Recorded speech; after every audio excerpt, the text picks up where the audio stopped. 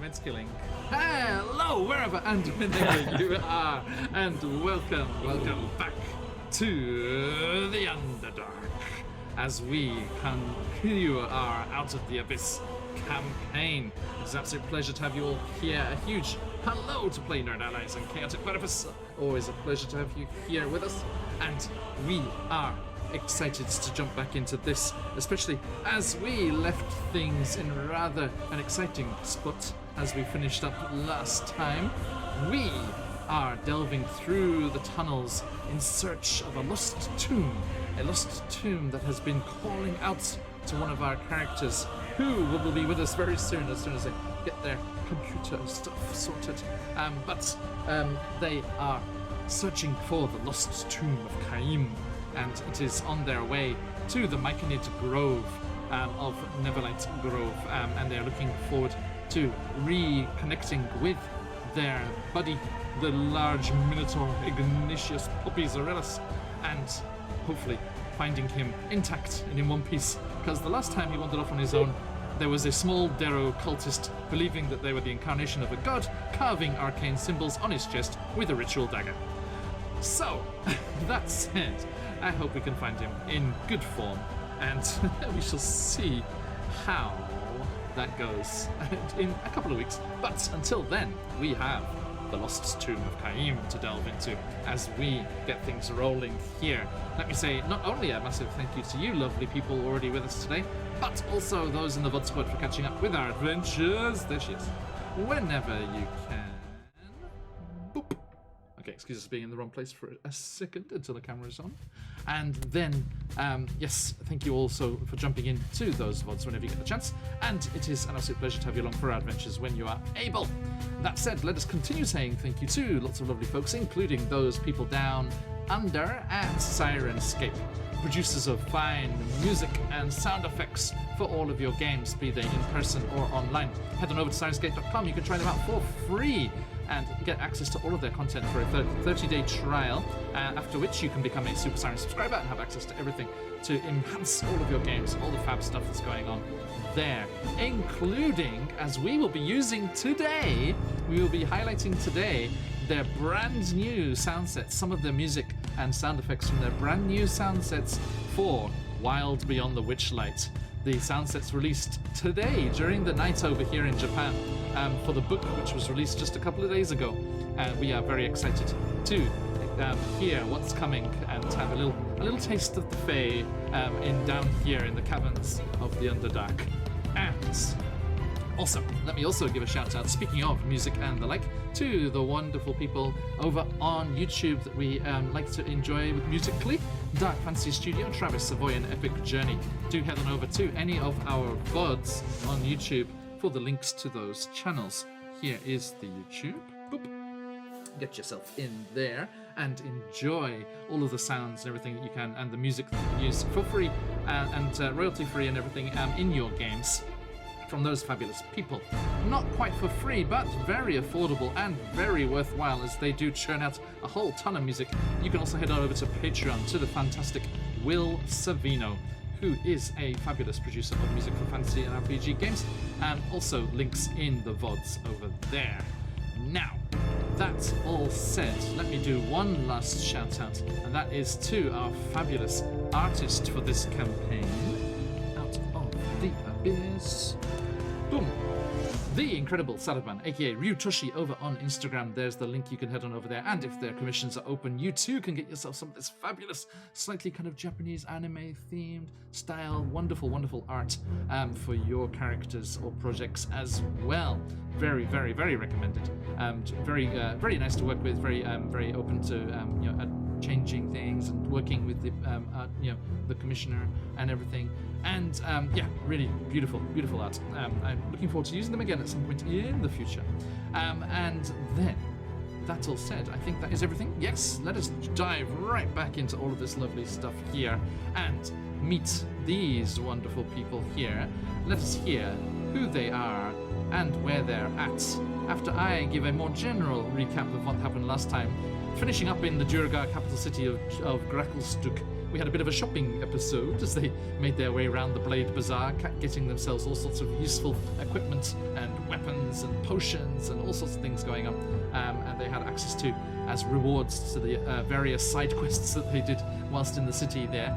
And they set out on their journey, heeding the call of Elora's mysterious broken sword hilt, something that she brought with her, a relic of a lost city, a relic of a lost people, as this is a reminder, a memento from the city of Mithranor, a destroyed city, as she heard, having left, that the ruling family and a lot of the noble people in general and half of the populace were wiped out as a floating city?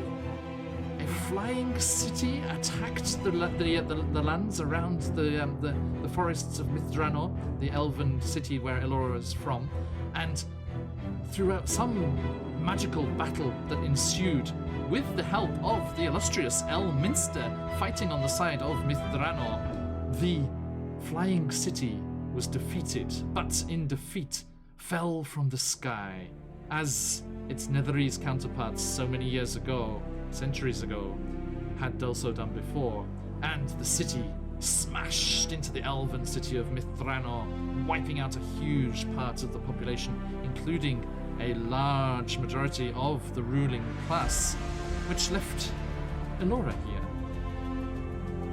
next in line. And there's our good friends from Guild Superior. Hello, glad that we were able to overlap and have you raiding on there. Hello, raiders. Hey, CZ as well. Fabulous. Hey, not sure. Good to see you, Quims. Good friend. Welcome. Welcome all. Hello, raiders. Lovely to have you all here. We are just getting rolling, so I hope you are ready for some exciting battles and the exploration of lost tombs down here in the Underdark. I hope you had a fantastic session, guys, and I am looking forward to spending some time with you here. Welcome, raiders. Welcome, welcome. Good to see you all. Right, so having left the city of Gracklestug and continuing through the tunnels of the Underdark, they had a fairly uneventful trip for most of the way. Corbin even mastered the trick of riding upside down on the ceiling on their giant spider friend Webster. So, level ups all around, if not mechanically speaking. And then they found an interesting smell. Something rather pungent, rather fetid was in the hallways ahead. And they, after hearing the sound of many, many scuttling little legs, the sound of many, many raiders, if you will, scuttling on their little legs through the caverns of the dark tunnels here, they found themselves accosted by a territorial, maggot-like, large in size, circular, fang-ringed maw and whipping tentacles of a carrion crawler. And that is where we will be jumping right back into after we said hello to these fine people. Corbin, I'm going to go the other way today. Yeah. Who are you? Who are you playing? And where are they at right now? Who am I? I'm a Buns, Cheers, and guys. I am playing Corbin, our awesome... You said what? That's right, I was saying thank you to chat. Excuse me. Oh. I should type it. Yes, but I am playing Out. Corbin, our awesome changeling monk / druid, and current wild tamer of the Underdark, as is known by my many animal and small myconid friends. But as of right now, I do not like these scuttling things, and I think they are mostly just very upset that this is ruining their victory of Yes, indeed. finally being able to stay on Webster. I do not like green eggs and carrion crawlers. Okay, Zakan, please. Hi, I'm Ivan, and I am playing Zakan, the Aasimar Ranger / Cleric. They are over 100 years old, spent all that time down here in the Underdark as a divinely inspired guide, given the mission to bring people to the light and the light to the dark. And they are doing their very best to do that, although this group makes it difficult sometimes, and they can be tired, because they like to tame animals and eat things and wander off, and usually the people of It Zakan hasn't guides just caused any like problems yet. cower It's near only them. made solutions. It's It's only made solutions. only made solutions. I mean, it's not wrong. It's not wrong yet. Okay, thank you. Last, but certainly not least, the exalted on high royalty in exile, Her Majesty Elora Illustrious. Okay, so I'm Sam. I play Alora Lustra. She is a high elf rogue from Mistranor. You might have heard before, the city that was destroyed. She ran away from home, started an outlaw band with her wonderful friends. Decided to try and get some treasure, and then was captured by the drow and escaped with all of these lovely people. She detests being called royalty. She doesn't like that.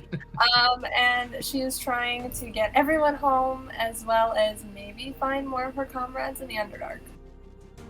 Okay. Thank you. Right, so, hello to Lazy as well, and Mr. Microbiologist, who welcome on in, sir. And good to see you all there. Zakan, you're getting side-eyed by Ranger Harley in chat, I'm afraid. It's like, oh, another ranger. I see. Okay. Do you see? Thanks, Corbin. All right. More like the wandering nomad type ranger than like the cool strider kind. True. No worries, play nerd. Have it. Oyasumi. Sweet dreams. Okay, now let us shift on over to our little map here and have you all jump into the Underdark proper. Somewhere. It's very It's Underdark. just dark again. Dark. Yeah. There you go. Oh my. Okay. If it's just dark So I thought we were again- surrounded, but then I remember one is Webster. Yes, exactly. Now, those of you without night vision, I think actually I should put lights on here because I think it's just me. but I should put lights Everyone on here else because has it night is vision but me. actually yeah, daylight mode is turned on, so it should be bright. You can see, right, Buns? Only where we've been. I don't see like the whole map.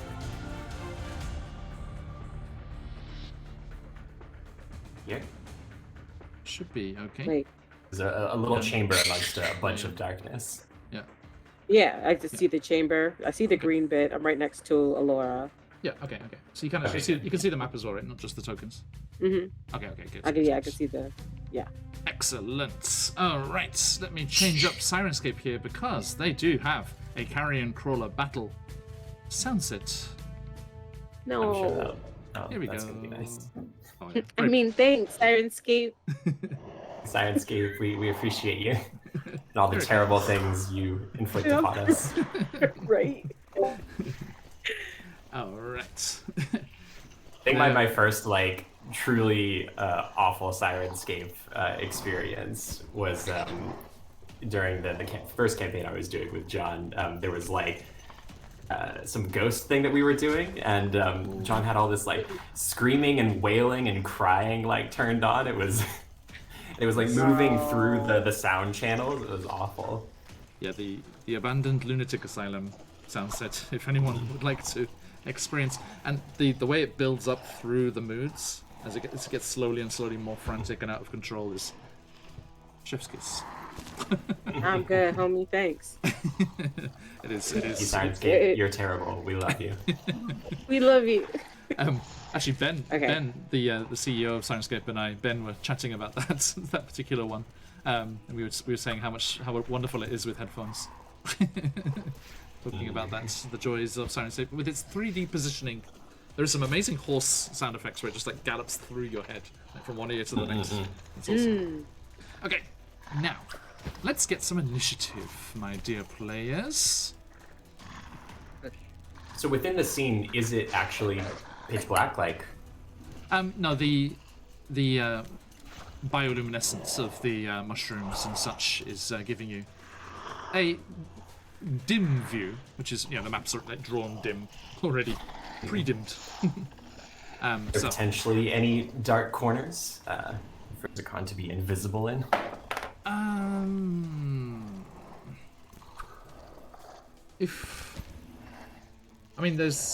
There are those stalagmites behind Webster there. Whoa, Webster. Speaking of Webster. Oh, look at it. Jeez. We Same as share Mummy. initiative. Same as Mummy. Okay. One mind. You're here. You're linked. Wait until I get. I think I can do stupid things. We haven't had a lot of quests, but I can rearrange my spells. I do have stupid things. Oh man, that's gonna be fun. Are you ready to have a voice for Webster, my dear GM? Get thinking I'll about get right that. on that. Yes. All right. Let us reorder these in the correct order. Boop. And I guess your dex is probably faster than Webster's, right? What's your dex bonus? My. Plus. Wait. Yes, I know. I stopped. +2. +2. Oh, Webster is actually faster. Yeah. +3. Yeah, my Those regular legs. dex, not a saving throw, right? No, just the regular dex bonus. Yeah, it's just +2. Okay. Right. So, please, Buns, you have control of Webster. Have at it. What do they do? All right. So yeah, the carrion crawlers emerged from that tunnel in the south side of the cavern there.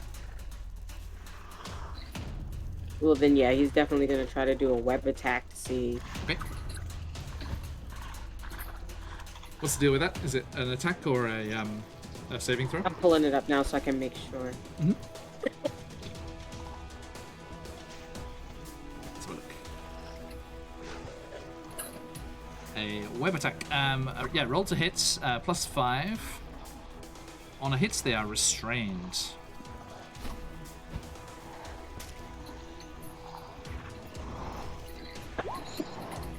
Ooh. That'll do it. Okay, so Webster springs into action. You know those little jumping spiders, the little tiny ones that go and jump? Yeah. It's like a terrifying, give me huge flying version of that. Yes. Leaps right up next to you, Zakan, suddenly. I'm just going to move him over here. Just comes leaping over there, and Elora, you just hear the terrifying sound of chitinous mandibles reaching open right beside your left shoulder as Webster opens up, and then this sticky mass of webbing shoots forward and ensnares the carrion crawler. Go, Webster. Yes. Extremely valuable skill. Indeed. Webster is our tank. Yes. Click, click, click, click, click. Indeed, Ranger. Yes, that terrifying giant spider sound. Okay, and Corbin. So they are, I believe, restrained. Yes, they are restrained, Yeah. and they can use their action to try and escape next time, or they can try to attack it to destroy it. And Yeah. that is going to be, I believe. Oh, let's track. This is a good track. Restrained means they have a movement of 0, and attacks have advantage against them. They have disadvantage to attack themselves. And they have a disadvantage on dexterity saving throws. So, with that knowledge, how about it? Hey, Mother of Bunnies, thank you so much for Sunday. It was a delight to play with you in the charity stream, and congratulations on all that success. Mandibles. It's a good All one. right. I am going to try out my new whip. Ooh. Try to You do did get the whip. damage back from afar. Yes, I did. I'm trying to do some damage from afar, and I would like to Whip. first use a bonus action to cast Shillelagh on my whip before my attack, Nice. which adds +3. Looking forward to next time, Mother of Bunnies. Something about the Australian accent just went well with the kind of parrot. I don't know why. It just sounded really good as a parrot's accent. Country is full of parrots. It's crazy. Well, true. So, when I cast Shillelagh, I use that for my attack and stuff. Then, right? Sorry, let me double check that for you. Out of the abyss. Open. Says me. Not you, Ignatius. Go away. Corbin. Sorry, let me double check. I believe the Shillelagh. I think you can use it right away, right? The Shillelagh spell's just a bonus action, right? Yep. Yeah, and the weapons damage die becomes D8. Yeah, okay, so yeah, I'm supposed to use it. Shillelagh. Okay, there we go. Now, That was a 19 to hit. yeah, you know, sod it. It says the wood of a club or quarterstaff you are holding, but fuck it, you can put it on any weapon. I thought you could put on any weapon. I didn't know it was specific. It says club or quarterstaff. I will go with any weapon made of natural materials. Any non-metallic weapon can be the recipient of a shillelagh. So the nature's power is imbued in the leather. What animal's leather was this whip made from? Was it animal leather? If it's from down here, is it like the leather from the mushrooms that are grown here and used for mostly everything else? Oh, quite possibly. Yeah. There's definitely. Yes. Yeah. I mean, they use it to make planks and paper and everything. So yeah, why not? Yes, mushroom leather, imbued with nature's power, and a little glow of phase sparkles around just the tip. Excuse me. Oh yes, this is awesome. And it cracks out with the damage there. So yes, for the duration, you can use your spellcasting ability instead of strength for the attack and damage rolls of melee attacks made with the weapon, and the damage die becomes a D8 and magical. All right, so I roll a 16 plus 3, which is 19 to hit. So what is your spell attack? Plus 3. So it's plus 3. Plus 3 to hit instead, and then it's D8 plus 2 for the damage. Plus 2, then it's 9 damage. All right. So, did you do that with advantage? Because it's restrained? See if you get that 20. Just in case. Yeah. That one's a 7. No, okay. Stick with the first. I'm sorry, what was the roll? Oh, sorry. You mean I rolled the damage again and not the roll for the attack. The attack roll, please. Yes, the chances of getting a natural 20 on D8 are very slim indeed. Nope. It was a 4, so no, I'm gonna stay with that first roll. Yeah. What was the first attack roll? Sorry? 19. Okay. The first attack roll was a 19. Okay, and then the damage on that first one was. The damage on the first one was a 9. 9. Okay.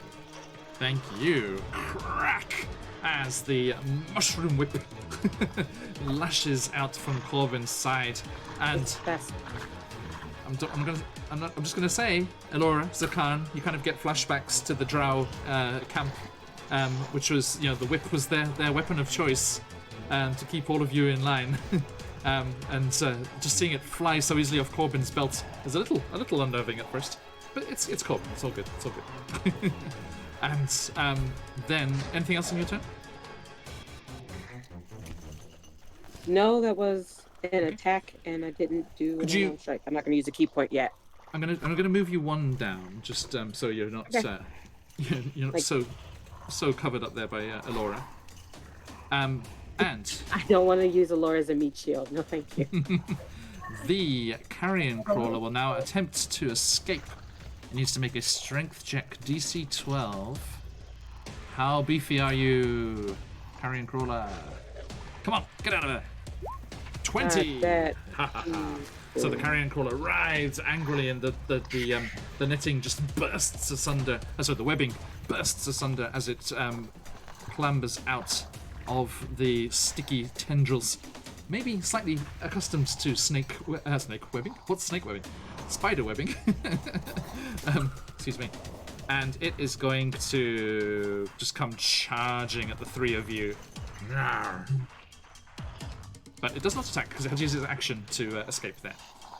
Which brings us to Elora Lustrous. With Zakan next. I guess Elora doesn't know. Step to the left, step to the right. We've got mandibles over here and then the whip over there. Yeah, but it is Webster, so that's okay. Webster or Corbin. But she is going to attempt to try and hide behind these step-like over here. Okay. Now, as you move away, there will be an attack of opportunity, remember?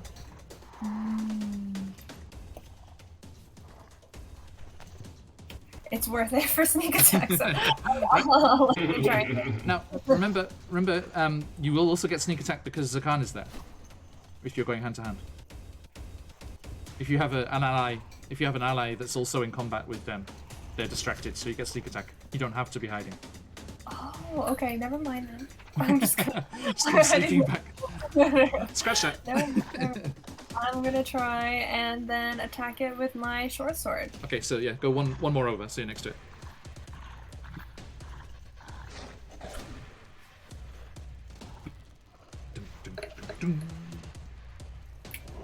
And that is a 13.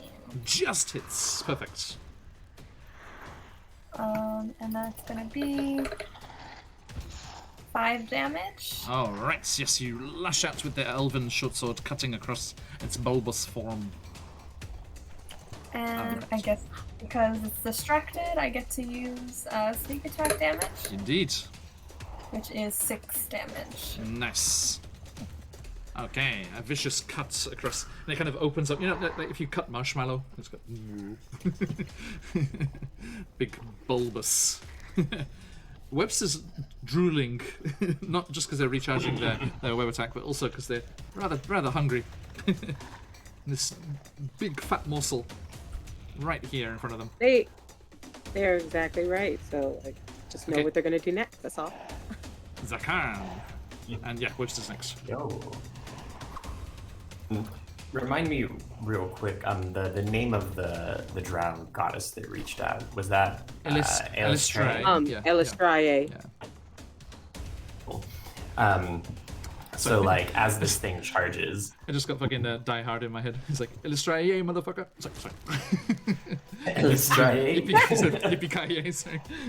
I That have is- that somebody is I how have all to the- set that to immediately. Hold on. Excuse me. Incredible.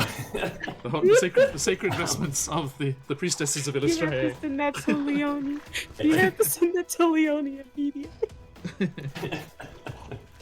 So yes, continue, Zakan. Excuse me. So, as this thing is, busting free of its webbing and charging down on them, Zakan grips their staff, and they utter a prayer and saying, "Elistrae, if you are there, grant me protection against that of the darkness." And they cast protection from evil and good Okay. on themselves. And that offers what benefit? So this is an aberration, to confirm. You don't know. No, it offers protection against aberrations, celestials, elementals, fae, fiends, or the undead.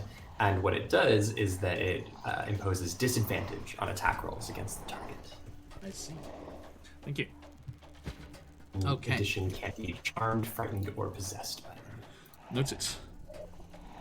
So, and then they will go over to this backside, sort of just like rotating around to its blind spot. Yep.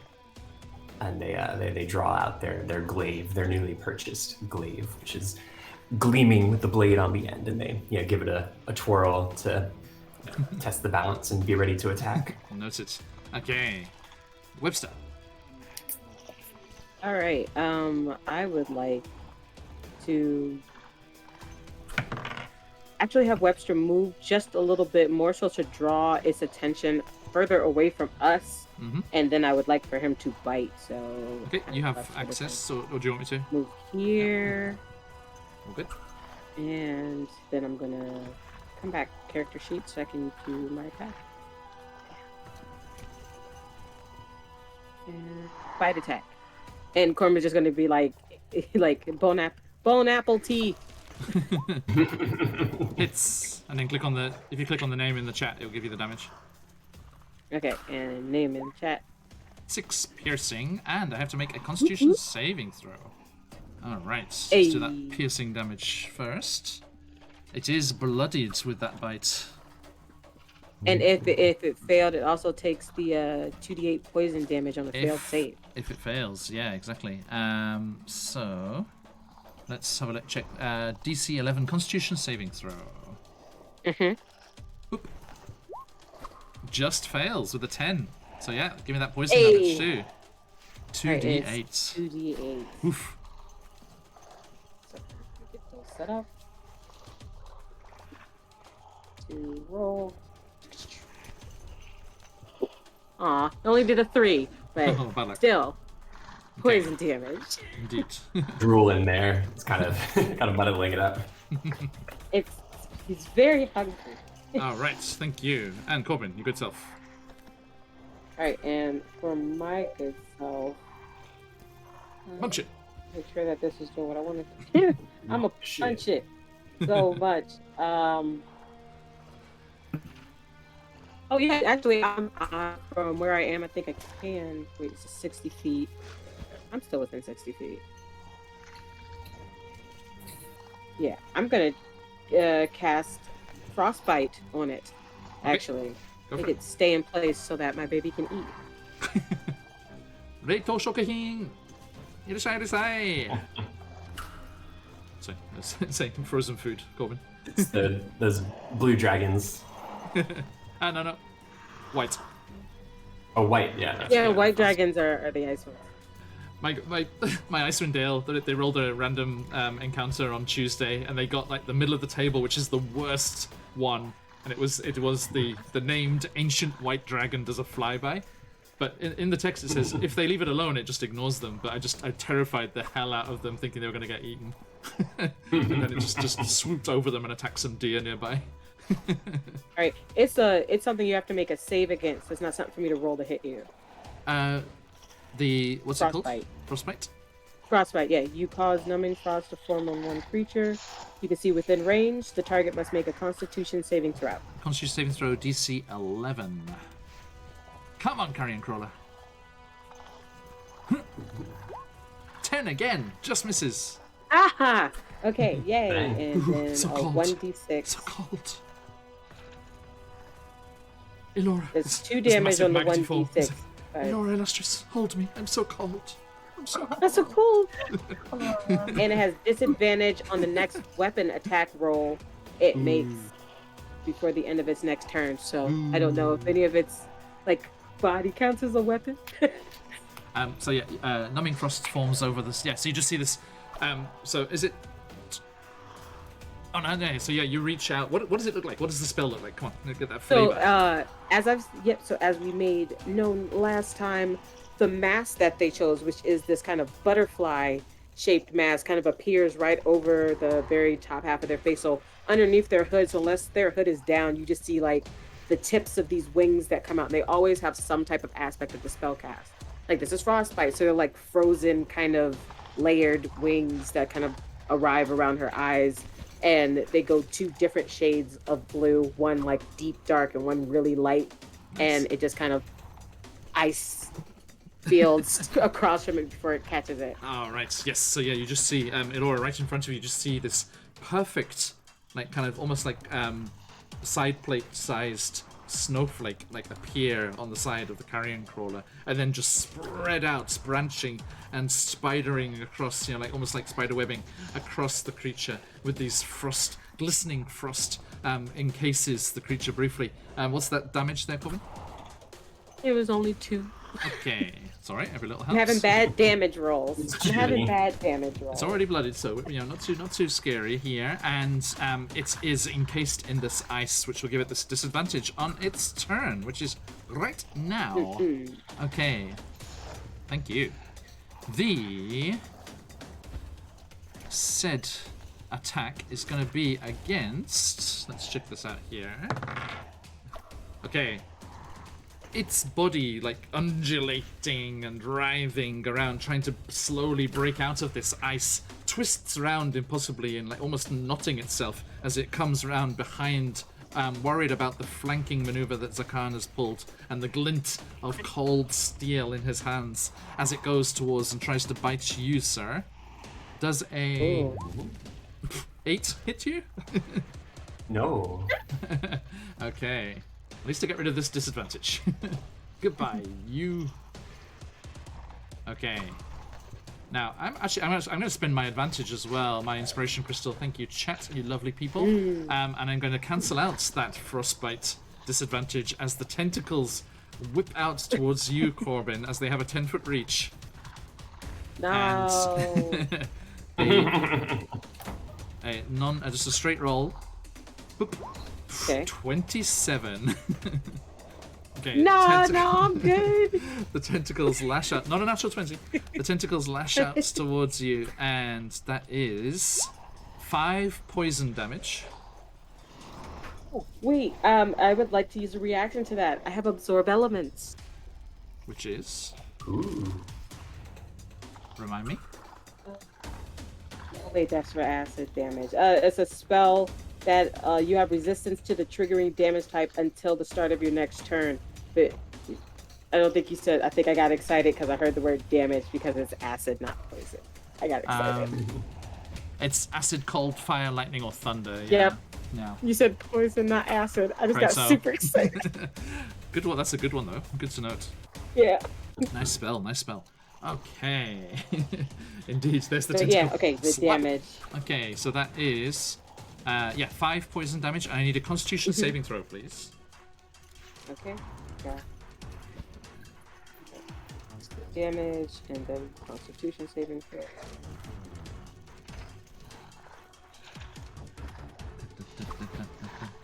You got this. Do I got this? I might got this. 16?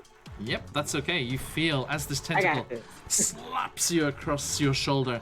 You feel these strange little, almost like needle-like things on the underside of this tentacle, and you do start to feel a strange numbing sensation from the wound. But that 5 poison damage is all she wrote.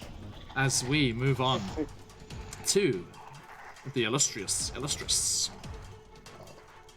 I think Allura kind of looks on with a little bit of envy as Corbin uses ice and Zakan, but a protection spell. But she's just gonna go in again with her short sword. Okay. Oh, it's a natural 20! So 20. Nice. Hey. Hey folks, if you got them, let them fly. I don't got anything fancy, but I can cut. I can shank a bitch. That's what I can do. Okay, can so that is slice 2d6 plus. Virtuoso. Oh no. Oh no. Sneak attack Wait. double as well. Oh no. How So that is regular damage. 6d6. Yeah. Okay. Yeah, 11 for the regular damage. A royal crit, says Ranger Harley in chat. Royal crit. Right, royal. Then Right, royal 10 Shankin. for sneak attack damage, so 21 damage in total. 21 damage. Folks, those of you who have been with us before may know this already, but there is a reason Allura Illustrious is known throughout the tunnels of the Underdark as the Finisher. Tell me what happens. It had 20 HP left.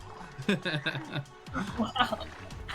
Allura is known for her impeccable timing as they do the hard work and Allura just finishes this carry-on. I guess you were describing how it kind of like bubbles up when you cut it. So I think she's gonna go straight from the head down the middle and watch it kind of like unfold on itself and you just have like this pizza of a carry-on left. You know, I'm sure even our friends and viewers here who haven't been to Japan have seen videos online. You know when they cut an omrice, it just goes, Yeah, it it goes like- unfolds. Just bleh. Okay, so yeah, you just spin elegantly round the side, Blade for fell, Webster. and yes, stab Yes. your short sword into its back and drag it down the length of its body, and like so many delicious omrice, just unfolds and splashes across the cavern floor. And Webster. Smash cut to inside the spider brain. Mouse. Okay. And you are out of initiative. Oh, that was actually a good deal easier than I thought it would be. They like had their glaive like lifted above their head as they watched Allura slice it out, still glowing with holy energy. Corbin's like shaking ice off of their hands because I think that's the first time they've ever used that spell. So they're just like, oh, I told you he would come in handy. Someone by Webster's been a goblin on a motorbike goes through the tunnels. So I don't know if that came through on this. Okay. The allies of yours, guarded by the shield dwarf friend, the scout, comes, as Eldith leads the others out. Is the coast clear? Yeah, we just have to wait for Webster to finish his lunch. Good.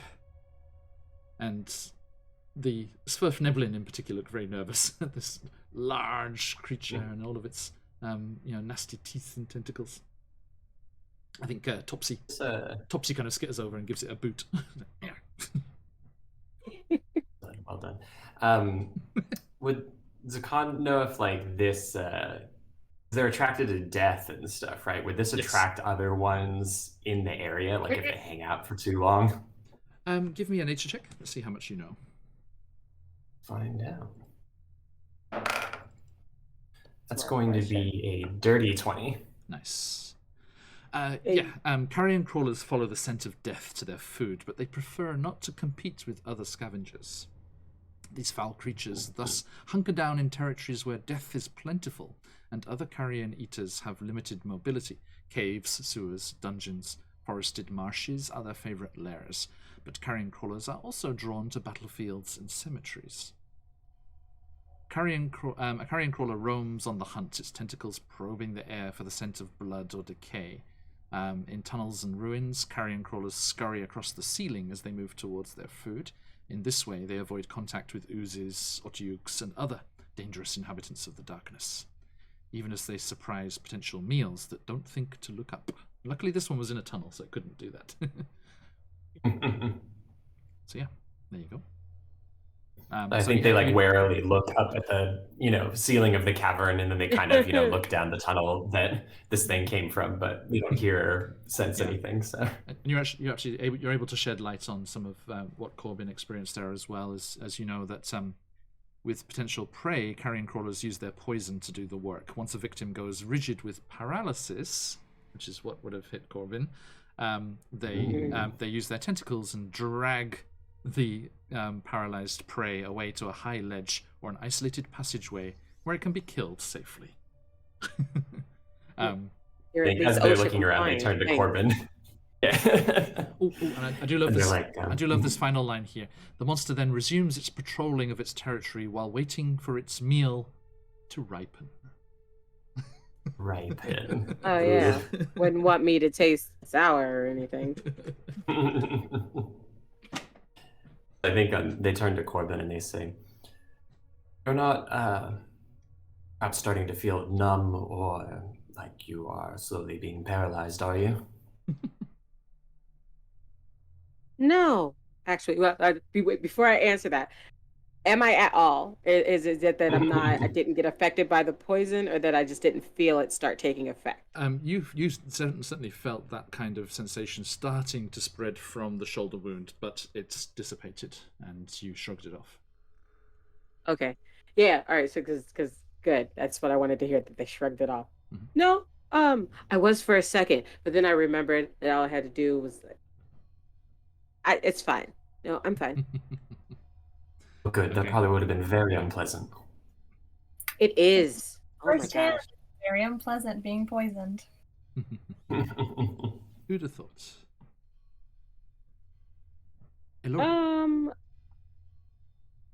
As you are all standing here, catching your breath, trying not to look towards Webster's lunch, you hear a voice in your mind.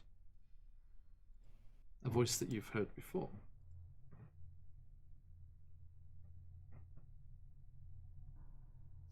Hello? Hello? Hello? Is someone there? Someone there? Oh, please. Please. I need your help. I need your help. Is it you? Is it you? I've been trapped in the dark for so long. So very long. Please, won't you help free me?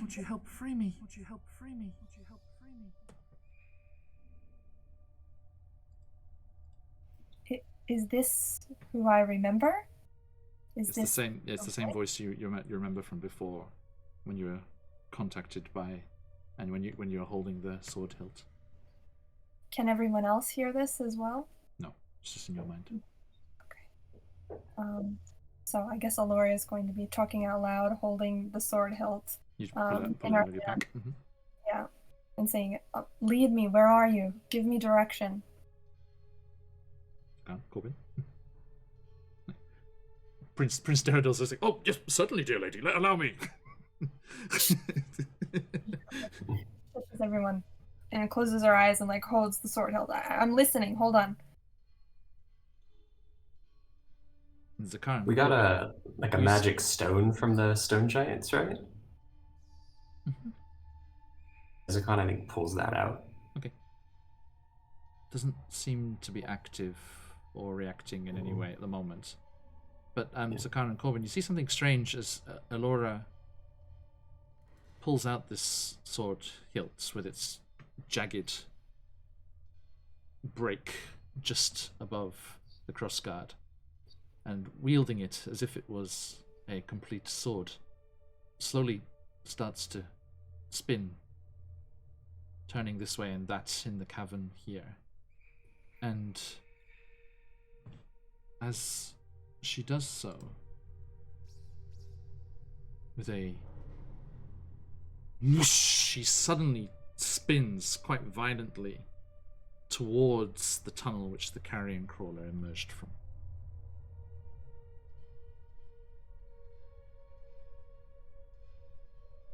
Wasn't that convenient? Clear direction. So you have an inanimate object that talks to you too? Wait, you have one of these as well? Damn it! Have one of those? One original item. Wait, what do you mean as well? Oh, I have a friend that I talk to sometimes. Journal. Questions whether or not this is true. Right? Right, like journal.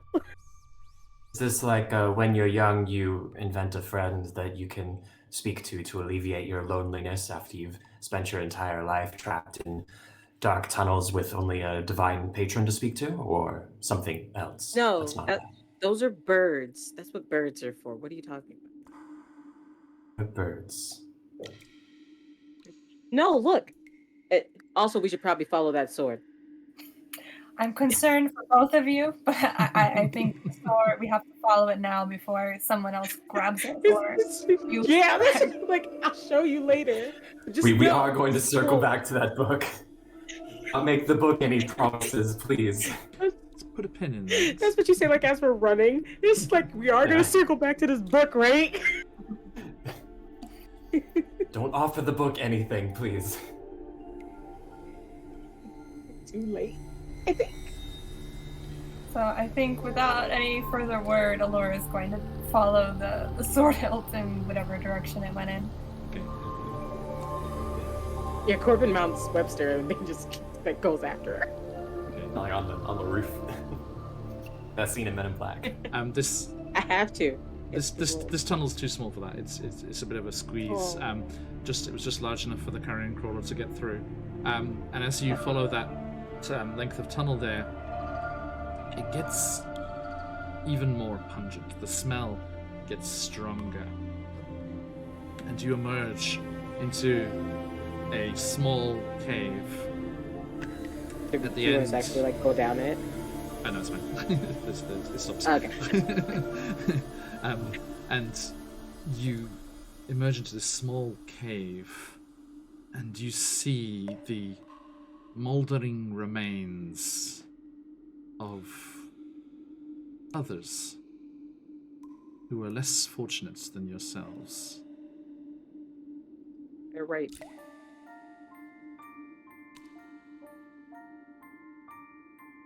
I understand it is not the most pleasant of places to hang around in, but if we have some time, I can determine if there's anything worth taking from this group.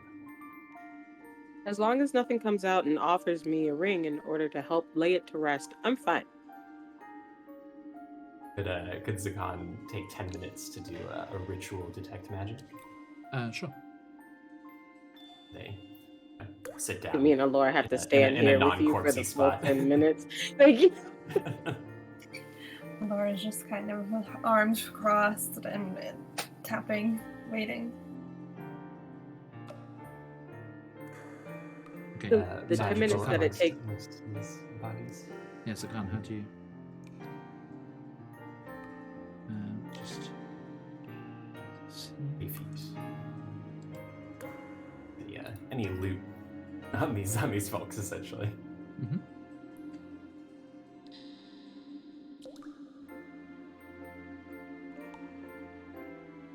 All right. Let's have a quick look here.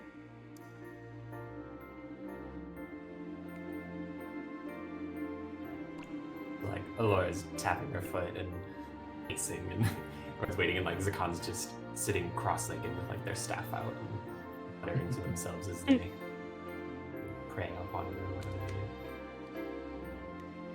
they do. While they're doing that, because you said you would just need 10 minutes to do that, right?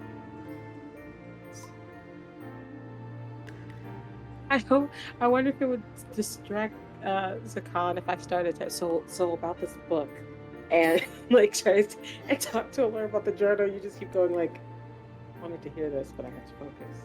I wanted to hear this, but I have to focus. Okay. So if you want to have it behind Zakan's neck. So, Zakan, yeah, as you do reach out with your senses here and try and find if there's anything, you do you do catch a couple of interesting pings, if you will. Let me quickly find some stuff here. Sorry, I didn't predetermine this. My bad. Monsters cave of bodies. Like while you're waiting, you can enjoy this music from Wild Beyond the Witchlight. Okay. To you by the hardworking team at Sirenscape. A little water. Yeah, that was different. Okay, so I need.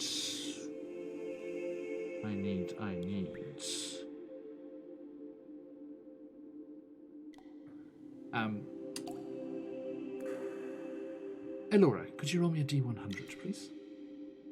Mm. Okay. 61. All right. This is really pretty. Yeah. Zakan, as you're looking through, by the way, this is a drow party that has been attacked and killed by this creature. It seems a pair of them, scouts from the looks of things, fairly lightly armored, decked out for stealth and what's what I'm looking for? Mobility, I guess. Yeah, dexterous mobility. Kind of, that, and you do find a pouch which has 10 gold pieces worth of coins.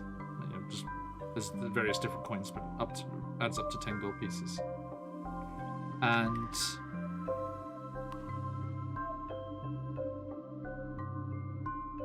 so you say 61? No? Well, yeah, 61. 61, thank you.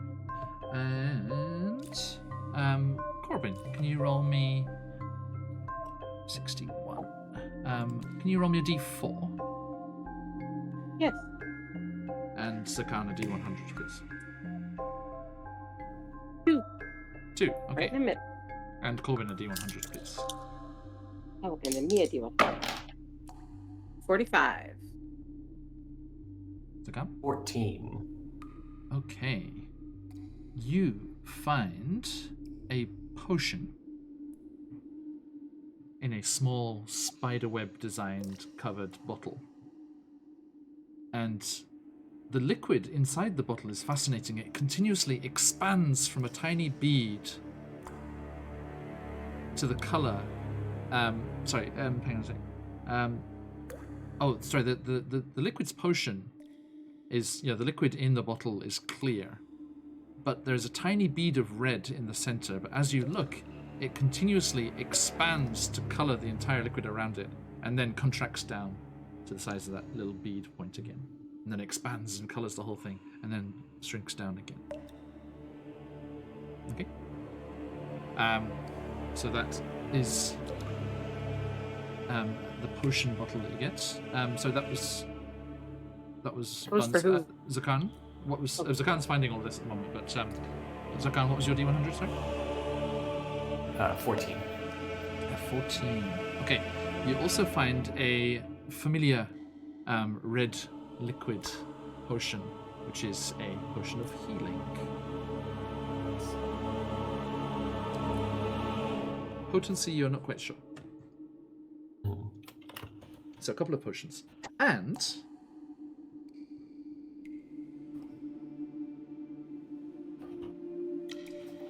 just make a memo here so I know. And the other one.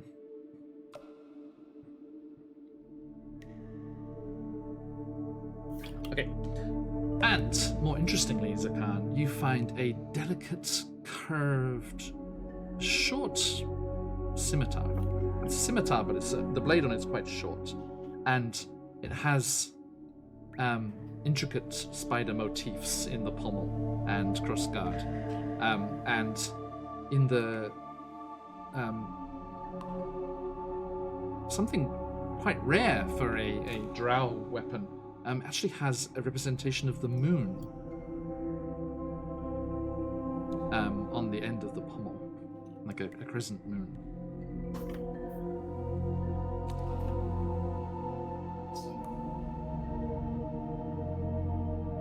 What type of magic is that giving off?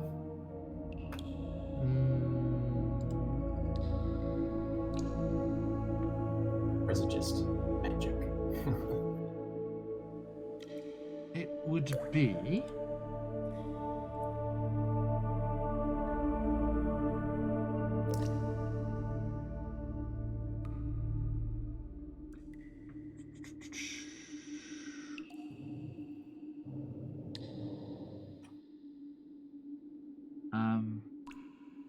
There's an element of evocation magic about it, so something damaging, or it can be healing as well, and also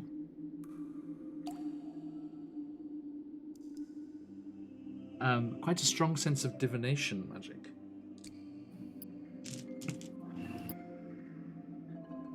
Now, like after they've... Oh, go ahead. I want to leave this. I want to leave this up to you guys to see what happens here, because I am very interested to see what happens as this random thing has happened here. Elora and Corbin, can you roll me a d20? And these are the... I'm not sure, but I rolled it earlier. Achoo! 14. I rolled a 17. Ooh. Sorry, we said it at the same time. So 14 and 17, I think. Okay. Mm-hmm. 14 and a 17. Interesting.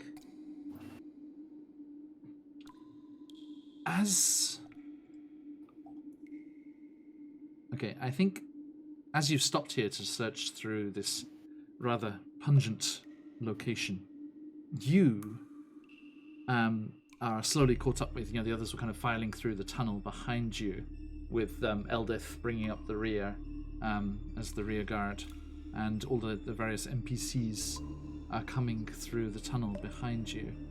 And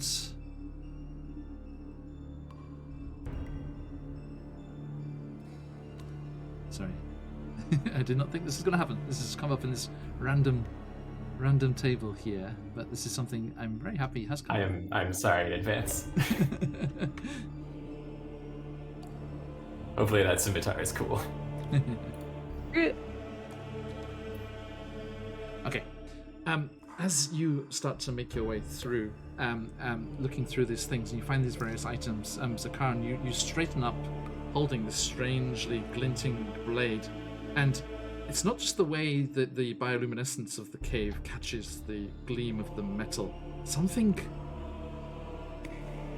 flares within the item, and you feel that sense of divination magic grow stronger. As the NPCs behind you come forward, and as they all file into the space, there's a gasp, and Topsy, the Sverfneblin, and her twin Turvy are coming into the cave, and Topsy's like, No, not like this, no, not here. Why? What is it? And you can see that Turvy has doubled over and is snarling, and it looks to be in quite a deal of pain. And the others are kind of like moving away. And Eldith's like, Topsy, what's going on? You three, how do you react? I think maybe I tell Zakan, I think it's something that you found. We need to get them out of here. You need to get whatever you have, whatever you found, you need to get away from them. I think we Corbin doesn't. move away from Is Corbin? Corbin doesn't. Corbin doesn't respond in the same way as anybody, actually. They see them like doubling over, and more so while everybody's moving away from them, they go towards them, like not taking into account that they seem to be in pain, but more so trying to figure out like why they're holding everything up, like what attacked them almost. But it's like the fact that they're actually hurt is not even a thing to them. Okay. Topsy is basically just like thrown both of her arms around her twin brother, and she's like covering him. And she looks over her shoulder towards as you approach Corbin. She's like, "No, stay away. It's fine. It's none of your business." It's everyone's business. We're in an enclosed space, and they go to move them away from them, like so that they can see. Like even if they're like trying to get away, they're going to move them. It's like this involves all of us. We're in a small space. Topsy just like shrugs off your hand, and she's like, "We should have stayed on our own. Doesn't matter about the drow or anything. We should have stayed on our own." And she starts pushing her brother back towards the tunnel. But Eldith is stood there like this, shield dwarf scout, just with her arms, her stocky arms spread wide. And she's like, "No, Topsy. Whatever it is, let us help you." And Topsy's like, "No. This is our. No." And then with a Turvy stands up and breaks out of his sister's arms, and you can see his face has elongated into this long snout, and there are patches of coarse hair covering his face and arms and every bit of exposed skin that you can see, and it is very clear that Turvy is a were-rat, cursed with lycanthropy.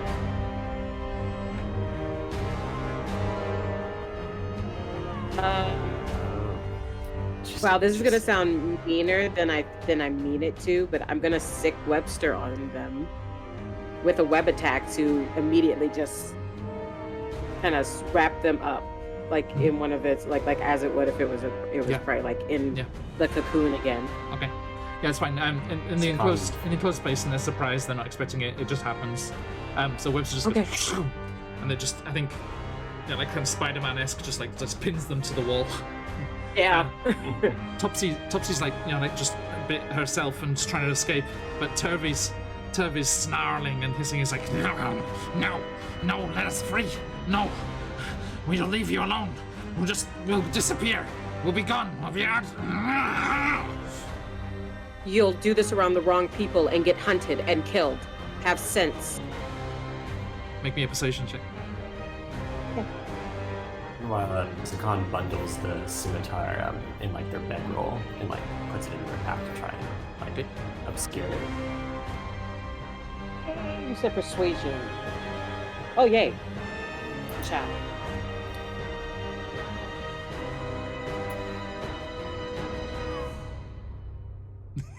Come on, Cyrus, give you a big build up and everything.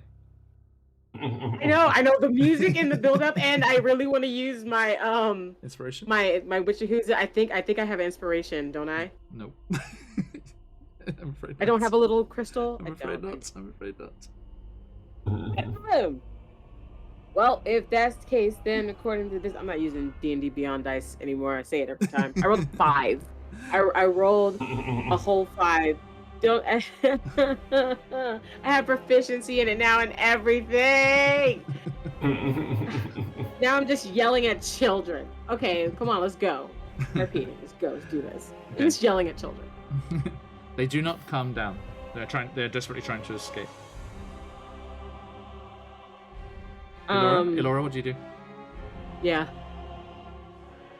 They're trying to escape. Yeah, like they're trying to break out of the web. break right out of the now. webbing. Yeah.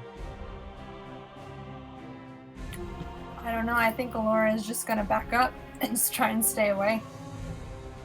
Honestly. If persuasion doesn't work, can I try intimidation? I'll scare them into stopping. Yeah, absolutely.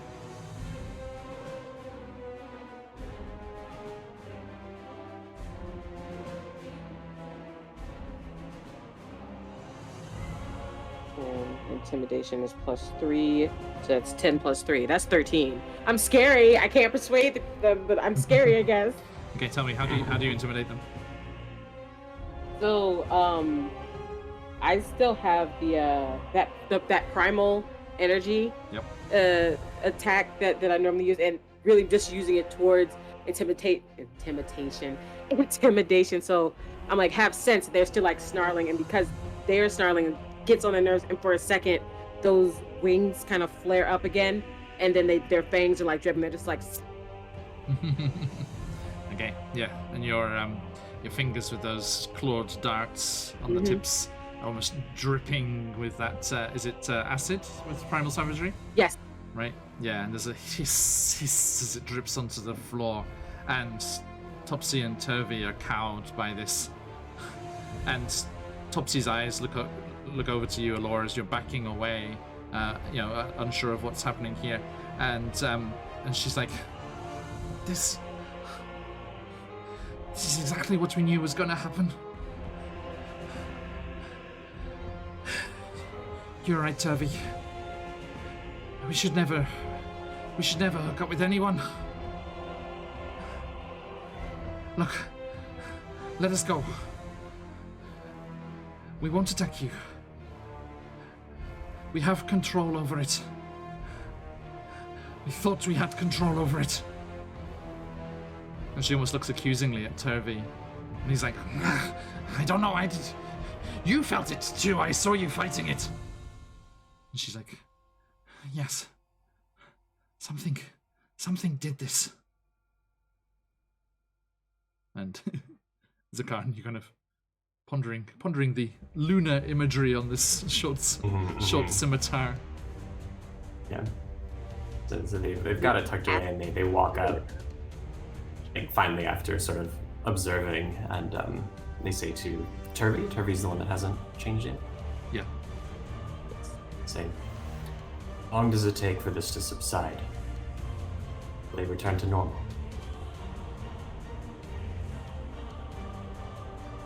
And you can see, even as you speak, Turvy's breath is slowing, and they're gaining control over the kind of rage of being outed, and they, with this kind of almost like chitinous kind of cracking and like bones reshaping and moving. They actually like turn their head away into the webbing so that you can't see. But as they turn back to face you once more, you see that their face has returned to the normal Sverfneblin that you've been traveling with all this time. They just sort of It appears so. nod after watching it. Then they look to Turvey as well. This affliction that affects both of you, it's the reason that you have Blingman in stone and have been wandering and aren't willing to return, I assume. Yes. Well, I do not need to tell you that it poses a danger to the group, but my part, my mission is the same, to guide you where you need to be going safely, so I will leave it to the rest of the group as to whether or not they trust you. There's no danger. We have control, usually. It's just... well, it's just not very popular, is it? And she flashes eyes at you, Laura, again. You should have been honest with us. If you told us, we would have known what to avoid, or at least maybe someone like Sakan, who's been living in the Underdark, would have known what to avoid.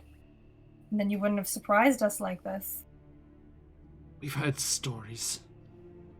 The gangs of rat catchers flushing out nests. We heard stories when we were kids in Blingdenstone.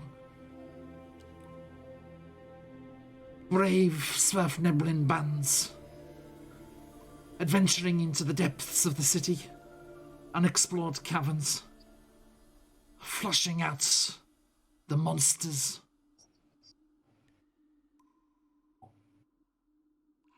We didn't want to get flushed out. And to be honest, traveling with all of you is the first time we felt safe.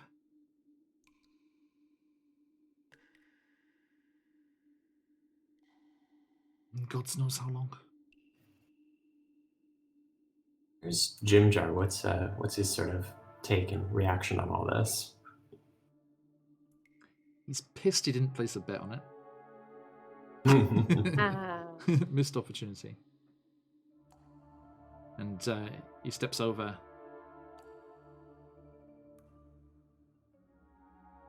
And it's funny, there are stories of were-rats around Blingdenstone, and they are, if you'll excuse the phrase, they are rather demonized.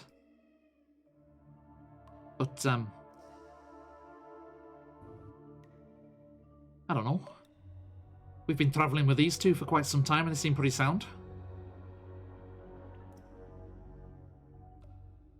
I'll wager we're safe to keep on travelling with them.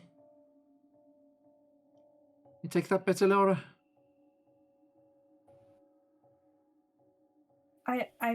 That's my intuition is telling me to trust them, but I just don't know why they didn't trust us.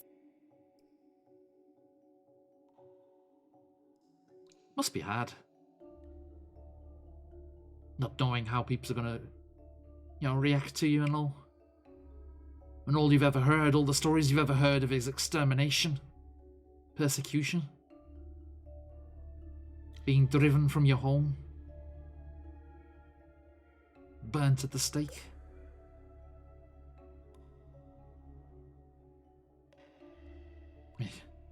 Smell of burning fur would be enough to put you off that.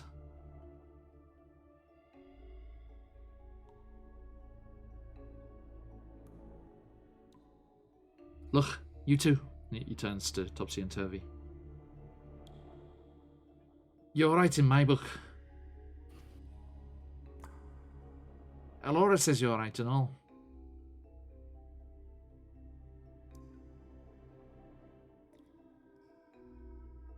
Question is, what's changed? What is it that forced you out of your form? He looks around the room. I don't see anything special about this place.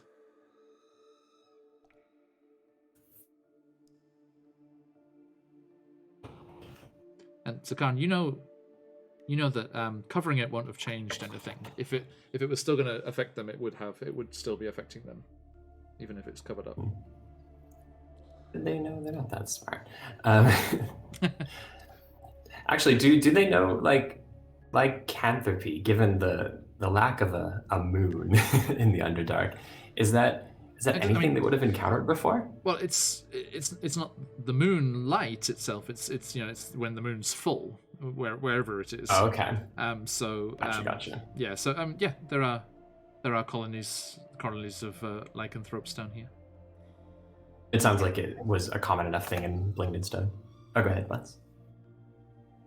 Go on, yeah. Question: given with the Black Raven Monastery, what like all the history with it, that the guy, the main guy was in love with a drow queen, would a lot of their history be in that library in the tombs? The library that Corbin would have read in.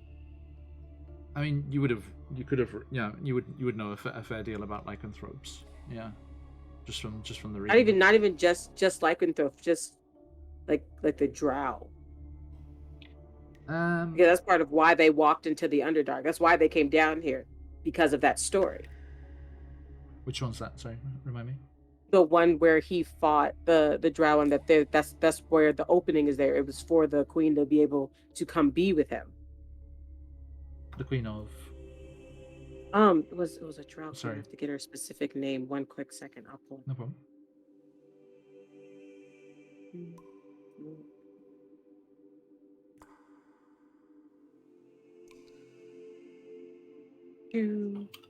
Is this in the lore of Black Raven Monastery? Forgotten. It's in the Forgotten Realms. Past the 8 chambers. Yeah. After his escape, Velas, Delpharm founded the monastery. For Aruma. Make the monastery kept out of the Legion's business. But before then, it's the tomb he has is like a shrine to her. Mm-hmm. So the head of the Black Raven Monastery was in love with a drow. Mm-hmm. Okay.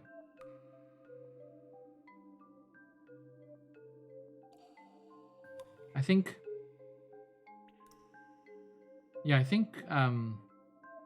he would. I mean, there would be that connection with the Underdark, but this, as I say, what we're dealing with specifically here is the Sverfneblin city of Blingdenstone, and the kind of reactions there. I meant the scimitar with the moon on its hilt. Okay.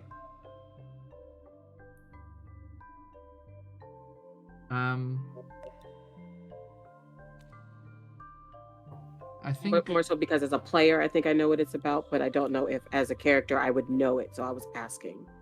I think you're giving me more credit than that was a randomly rolled item. Oh, okay. not some masterful DM move, I'm afraid. You do seamlessly weave that stuff in, so it's I'm just a reasonable saying, expectation. I thought it was like an I'm happy. Illustrate thing. I thought it was a sword of Illustrate because of the moon thing. There Immediately went there. Of a couple of options, I did choose that for a reason. Yes, there is that connection there. But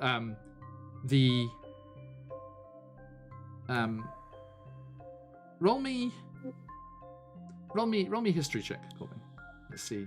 It was a rather illuminating conversation Corbin and Zakan can have, whenever they make camp, because yeah, Zakan would not know anything about this goddess except for that they spoke to them. Mm-hmm. All right. And Right. 16. Okay. Yeah, you would know. The problem is Zakan hasn't shown the sword yet. I don't. Yeah, that's why I was like, shoot.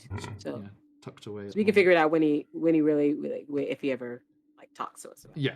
Yeah. We'll address that. Yeah, address that when that comes up. fully. But yeah, Zakan. I mean, just the coincidence of the iconography on the sword and this revelation, which the two are were-rats. That's in the module. That's official stuff. Ooh. That's very and- interesting. Yeah, there's some fun stuff to delve into at Blingdenstone there. But you haven't seen that yet, Corbin. But yeah, that's definitely something that's in the near future. I think we can say. Interesting. So, I think And- Zakan is cutting Topsy down and addressing the two of them and says, Mhm. "Seems like the group at large is with your continued presence, if we can trust each other. But after Neverlight Grove, we are intending to head towards Blingdenstone. You will need to make your choice."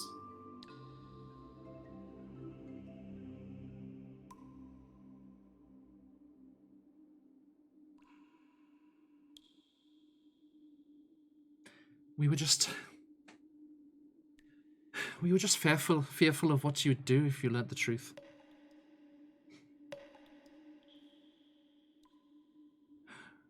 I don't suppose you know how close we are to the next full moon. We've lost track with everything that's happened. Even down here, the pull of it.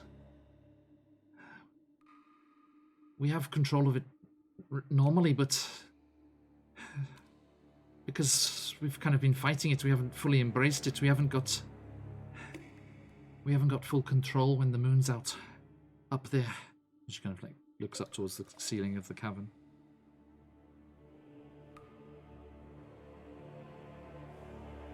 It's been a long time since I've seen it, so could not tell you. I do not particularly keep track of such things.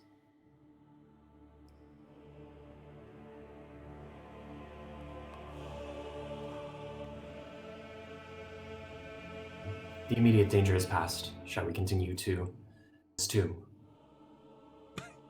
The sentence. Corbin's gonna cut him down. If everybody's like they're okay, then Corbin just kind of like cuts them down. Yeah, and Eldith the dwarf comes over and puts her hand comfortingly on Turvy's shoulder, and he's gone back to his like very introverted self, just like mumbling. He mumbles thanks and kind of nods at her. And she's like, "It's okay, Turvy. We know you. Whoever you are, you're still welcome to travel with us."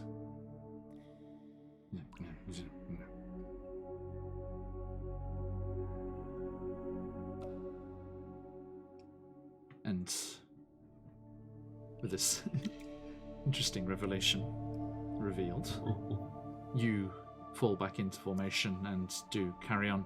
And you see there is a large, Alora, there is a large gash in the wall of the far end of the small cavern here. And the sword, and if you ever consult it, does guide you in that direction. So I think Alora tries to lead the group and say, let's get moving now. We know the situation. If it becomes a problem, we'll deal with it when it comes to that. But I think we should get moving. Yeah. Starts walking towards the gash in the wall. Okay. And as you push through and into the relative darkness of the claustrophobic tunnels beyond, it's not long before a narrow side passage takes you to a crevasse, but the bottom of a crevasse. You can see it stretching up way above you, with little spots of light from bioluminescent fungi and things scattered up the sides of the space. And there is a large tumble of rocks and stones jumbled at the bottom of this crevasse. And on a slight angle, but still relatively normally aligned, Elora, in front of you as you step through into the space, you see that the wall of rock in front of you is not natural. And you come up against a expanse of dirty marble. And set in the marble is a deep door made of bronze, which has gone green with age. And this doorway is where the sword is leading you.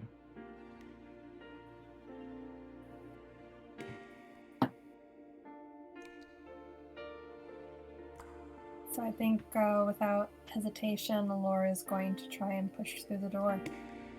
Okay. Give me a strength check. And I think you can make it with advantage because your allies will come to your assistance right away. Mhm. Sorry, athletics, please. Sorry. That's sorry. Oh.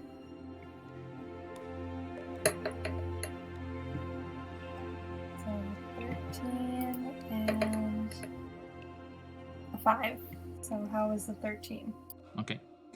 It's quite difficult, but after a lot of struggling between the lot of you, you do manage to ponderously shift what is clearly a stone slab encased in bronze, and it moves in a rather interesting way.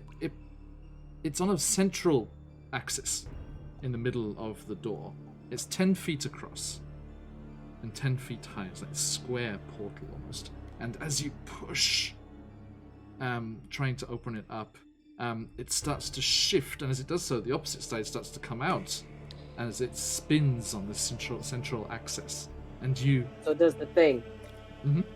Exactly. So it spins on that central point and leaves gaps on either side, narrow gaps on either side, which you can push through.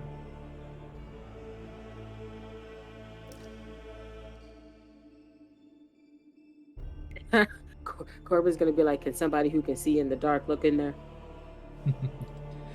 Like they go to move forward, they're like, can yes. someone who can see do this? Yeah, absolutely. You will need a source of light. Anyone without dark vision. I think Zakon's just doing their staff light thing. Whenever they're not particularly being stealthy, they just have their quarterstaff lit up.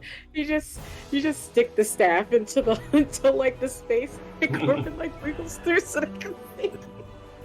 Actually, what they might do is they grab like a stone from the ground and they light it up, just with a sort of glow of energy, and they toss it into the room just to see how far it goes with what we got going in there. Awesome. Okay, so yeah, when you do that, you see the space beyond is maybe about 30 feet across, so it's not a huge room, but there is an opening in the wall on the far side as you make your way inside. Topsy and Turvy are still very clearly shaken by what happened to them, and they Eldith turns to you all. If you're all okay, we'll stay here and watch these two.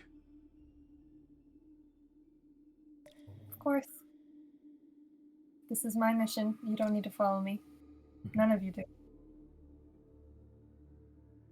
And Zakan, one thing as you kind of look at Topsy and Turvy and think about what's happened, you find it very curious that if it was this sword that has this ability to uncover shapeshifters and shifted forms,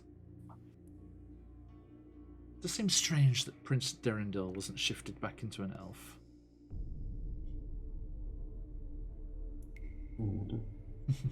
It'll take them a while to chew through that. Yeah, they've got like a gut feeling about it, but again, +0 intelligence. Oh no, that's weird. That's average. It's not bad. It's just not special. Yeah. So they noticed it and they're kind of ruminating on it, but connecting point A to point B will take some time. Prince Derendil, they sus. They just officially sus. Just always sus though.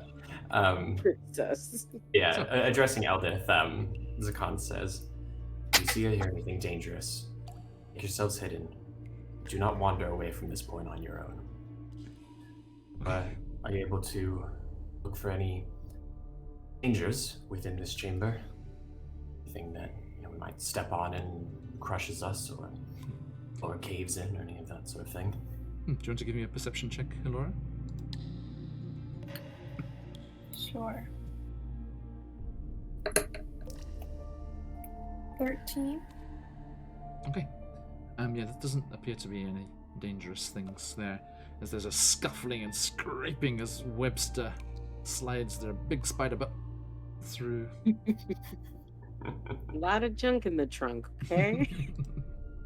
Full No. web. Corbin, are you blind? So blind. I still don't understand how changelings don't have dark vision. Okay, give me the stats on that light of yours there. Zakan. Bright light for how far? So it is bright for 20 feet, Mm-hmm. and then dim for an additional 20 feet. So the little rock they cast in would have lit up this chamber, I assume. Yeah. It lasts for an hour if they don't stop it or re-up it. So they'll probably just leave the pebble going Corbin, whenever they move on. how's this? What's up? I just see my token in darkness. Oh, there it is. Give it a sec. Okay. Okay. So as you squeeze The through, con themselves can see 90 feet into the dark. I don't think that'll be an issue. There's no room bigger than that in this place. Now, as you push through the door into this entrance hall, you see that to the right of the entrance there is a large stone diorama depicting a sorceress, a tall female with long flowing robes with various eldritch markings on them. And they are surrounded by attendants, slaves, and other trappings of wealth and power. On the left of the entrance, you see a huge vista on the wall, which depicts a fantastic scene of flying cities.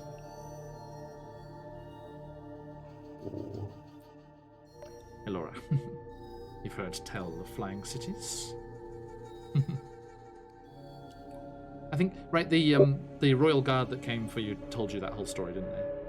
Right. I think I would have relayed that maybe to them Yeah. when I explained the situation. Laura was drinking heavily at the time, but True. Laura can hold her liquor. Absolutely. And across from the entrance, as you can see, empty stone torch sconces flank a dusty staircase that descends into darkness.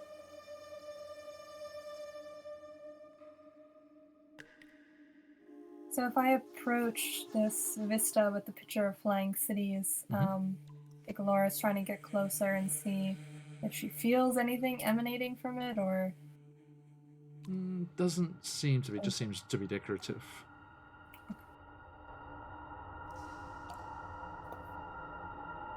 Then I guess the only opening is straight ahead, right? Yep, seems to be. So please, have at it, dear adventurers. Oh, I can see.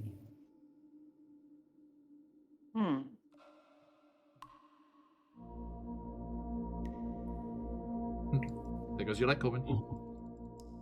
Ah. I went to go pick myself up and I moved the spider. Webster first, above all else. Now, Corbin, an interesting thing as you get down to that little landing there as the stairs turn and descend further, that thing on the wall there next to Zakan, it is a calendar stone from the ancient Netherese Empire, the like of which you've only read about in books at the monastery. So what? Netherese calendar stone. Calendar stuff. Yeah. And I think you have limited knowledge, but you kind of tell them that this is clearly a structure from the Netherese Empire, which was an ancient, wide-ranging empire that... And like they're talk. Sorry, go ahead. Mhm. Go for it. I was just saying, and they're definitely saying it like that person who like read a thing and they're like, "Did you know?" Because this is the thing from the thing, and it was like this giant place, and they're just kind of walking, but then, they're totally going to take that though. Mm-hmm. Is it in a case of any kind or anything like that? Because honestly, if it's not, they're gonna like just pick it up as they're talking, going, and this is a calendar stone, and it's like they're just gonna pick it up. It does take a little to remove it from its mounting there on the wall.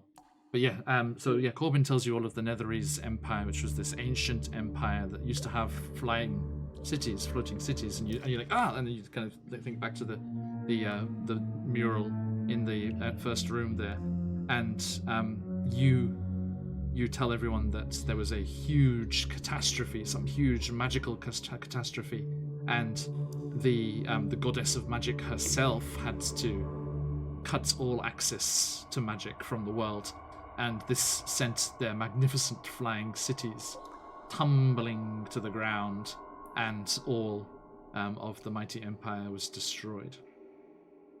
But there are archaeological sites and treasures to be found throughout the world as the remnants of these fantastic cities. And actually, make me a history check. That's the stuff you know automatically. Make me a history check to see if there is something you know extra. Ruins from the Surface Empire. Okay. History. 19. Nice. I'm a nerd. Nerd with a whip and a... This is the part of me that I put in my character. Yeah, this is the part of me that I actually put into my character. That's what I'm going to say now, because I used to want to be an archaeologist, so this is like me like living my dream. Nice. Fantastic. You are also aware that they not only had flying cities, but famous members of their society, high-ranking royalty or magic users, as depicted up in that first room as well, would often have flying tombs as well. So sometimes even the tombs would fly. It was unnecessary. You don't even understand. Like, this is the type of stuff that my parents would murder people for so that they could try to sell. So you think that this tomb may have fallen from the sky like everything else in the Empire, but fell a little further, crashing through the surface, crashing through surface caves, crashing through into the Underdark from the skies above. So who knows what could be under this, what it landed on top of. If we go deeper, we might be able to find out. That's when they start like trying to go. Alora's already going. Yeah. Alora's actually wondering though, that she's going, oh, the flying cities which destroyed my home are now home to the sword that is calling to me. We're gonna not put that together. They're so sorry. Alora's not mad or anything. She's just like deep in thought, like questioning her decision now. Like, should I be doing this? Should I be listening? What if it is something underneath of it, asking you to help it because their place was messed up by a flying city too? Corbin, you're intrigued that this could be a connection, because when Alora spoke of this flying city crashing into her home and destroying Mithranor, you didn't even assume to make a connection with the Netherese Empire because that's all dead and gone. centuries and centuries ago. So you don't know why. Another city suddenly dropped. Yeah, if the city, I mean, you just assumed it was some other magic user, Yeah. or some, magically gifted civilization that had created, a similar technology. You'd never assumed that it was Netherese, because where has that city been? Right? How could it be? It doesn't make sense to them. And Okay. you continue. Netherese Empire, it was for good, for evil? What was its reputation on the surface?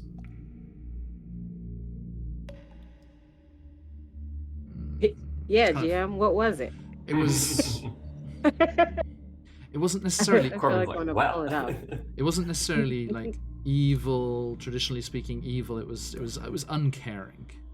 They were very full of themselves and full of their own magical abilities, and they looked down on the surface dwellers below, literally and figuratively. They were holding pretentious people that thought they were better than most of them. But other than that, so like most people, actually. Sounds familiar.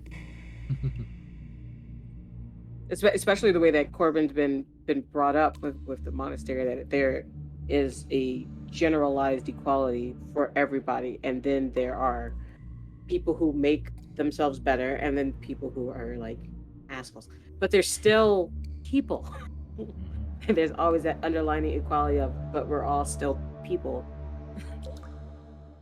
So for them, it's never much of going, oh, they were like evil, or oh, they were like good. It was like they weren't on the right path.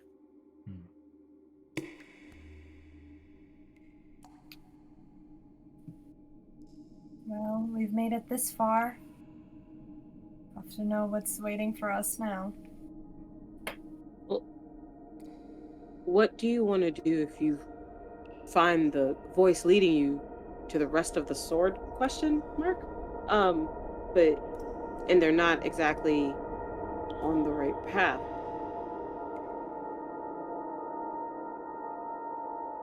Well, what I'm hearing now is telling me that it might not be, but just the feeling I got when I held that sword and when I spoke with it sounded good. Sounded like a benevolent voice that wanted to impart this power on me. So. And I think the first time, didn't you do an insight check as well? And yes. And you got good vibes, right? Mm-hmm. Yeah. It passed the vibe check. Okay. Good vibes. Let's I think go. Zakan determined that it's magically good. I mean, that doesn't speak that's for, yes, that too. motive or whatever. Like, true. There's plenty of shitty lawful good type forces in the D&D universe. So. Very true. Yes. Lawful good doesn't mean lawful nice. Okay. Ask any of my other groups how they feel about angels. Yes. Yeah. I mean, Zakan is technically, a lawful good celestial, so but they're not particularly There's a lot nice. of air quotes I can put they're there. Certainly non-violent. There's a lot of air quotes. Definitely. Okay. So, as you continue down, you're having this conversation kind of in hushed voices as you make your way down into the this eerily illuminated space. The staircase resumes its descent and stops at 3 more landings, although unadorned. These ones, just bare stone, and it descends 100 feet down into the darkness below, and eventually it arrives at another spot. Let me shift you over.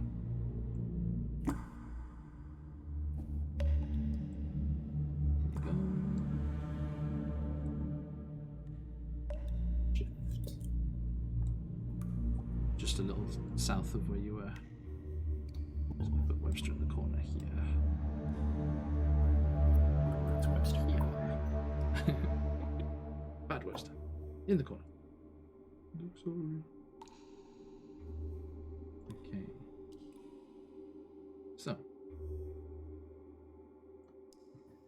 Elora, you finally see the end of these stairs. It's not just opening onto another landing, it seems to be opening up into a wider space, a larger chamber. And you see that the stairs lead down, and you can see shreds of dusty tapestries lying scattered across the floor. And there are friezes on the walls that have been defaced with deep gouges. You can't even see what was depicted in the pictures. Somebody did not like how their picture turned out. On the north wall, to your left as you exit the stairs, you can see an altar which is made of pale grey marble. Also gouged and cracked, standing against the wall.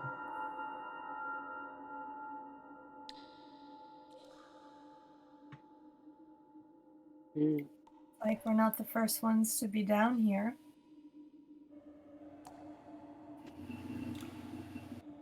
Hey, Jill-sized, how you doing? Hey. Yes, we are exploring a lost tomb. As the beast leaps from the side. Ah!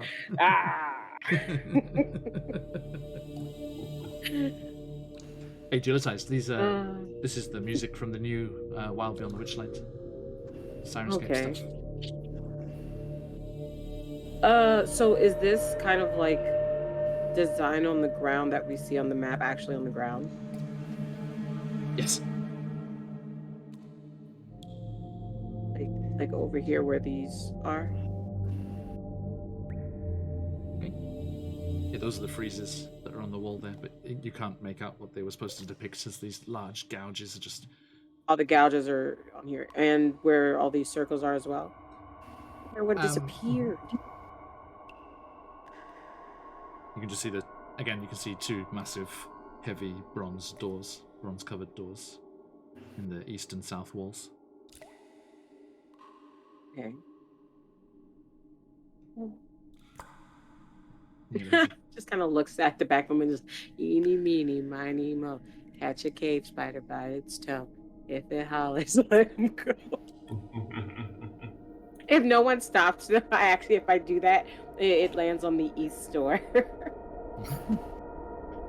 Elora, now that you've arrived at this location, the sword isn't guiding you anymore.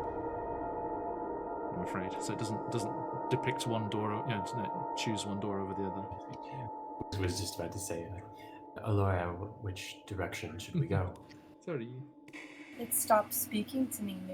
Maybe we're very close now, or here.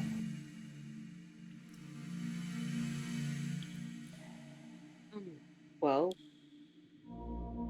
it says that this is where it wanted us to go, but it's not telling us exactly where we need to go. Maybe we're just not someplace where it's activating yet. Let's see what's behind door number 1. And they kind of like start pushing against that eastern door. Since there's not much to be seen in here other than messed up paintings. Okay, give me a strength check. What I need athletics with advantage. Athletics, Mm-hmm. Okay. With advantage, haha.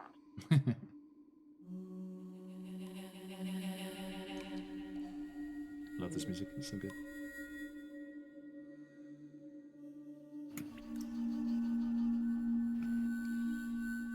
Oh, with an advantage, it's an 18. Nice. Okay, yeah. You've kind of got the hang of how these things, and it seems that this one, the one up on the surface was kind of damaged and covered with some of that rock fall in the bottom of the chasm there. But this one is more intact and back in its original housing, and you are able to swing the door and spin it a bit more freely than the previous one. And let me get that out the way for you. Oop.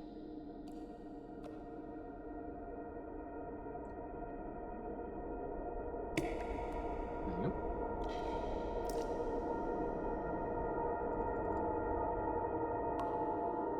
So, Corbin, all of you, as you're there helping with this doorway, as you ponderously spin the door again on its central axis, and glimpse around the sides, you see that in this small room, smaller than the shrine that you're in, you see 4 stone sarcophagi in the corners of the room. And if you want to head in there? Cha. Zakan, you gotta come in here. You're the light.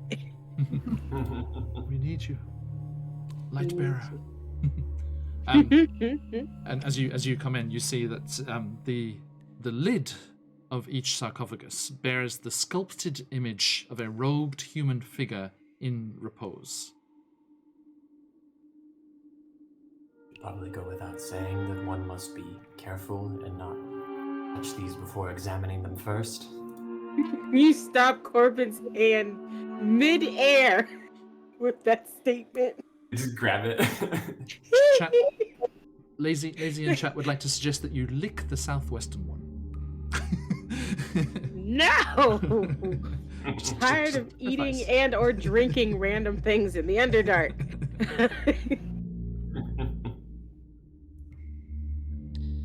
So, what would you like to do?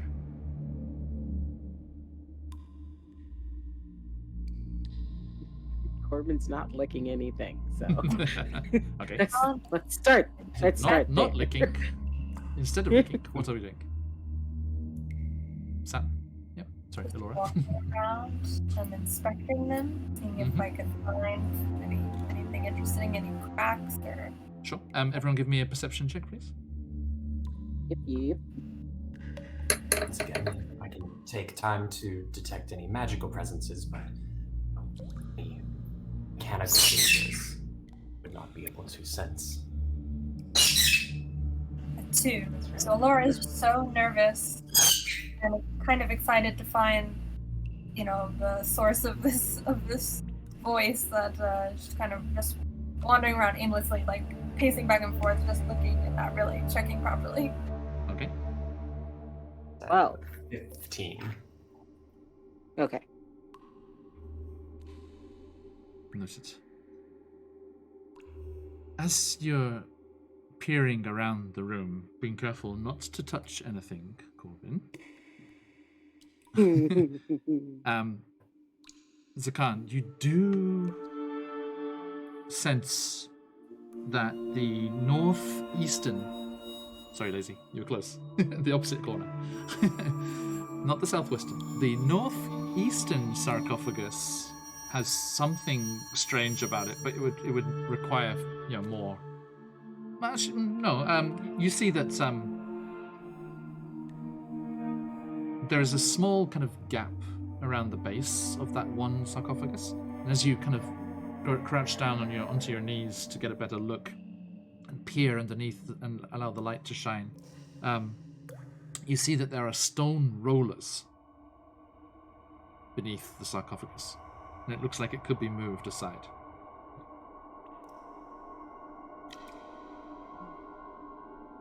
Okay. Looks like to be this one fair, could be- yeah. The last time I pushed one of these aside, I ended up walking into the Underdark. So, since I know that's not an option, it still could be a secret set of steps. I think Allura kind of steps up and go, if anyone should put themselves in danger in this situation, should be, I'll just open it, and the two of you can back up. If you think you can lift it and push it by yourself, then sure. But I already promised you that I was coming with you.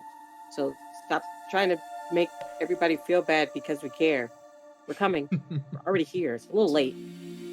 Your old body will supervise. Elora? Say again, Elora? I'm not trying to make you feel bad. I'm just not putting you in harm's way any more than necessary. I'll do it if I can.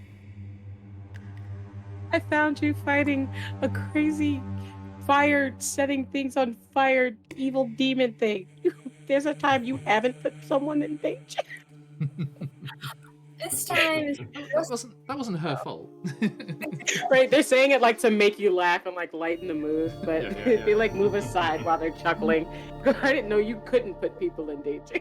this It is a track record of mine, unfortunately. Okay, so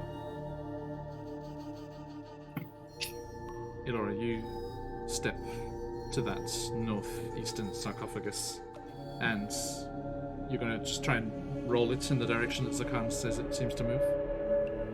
Right, yeah, I'll just follow the rollers. Okay. And you put your hands braced against the side of the sarcophagus.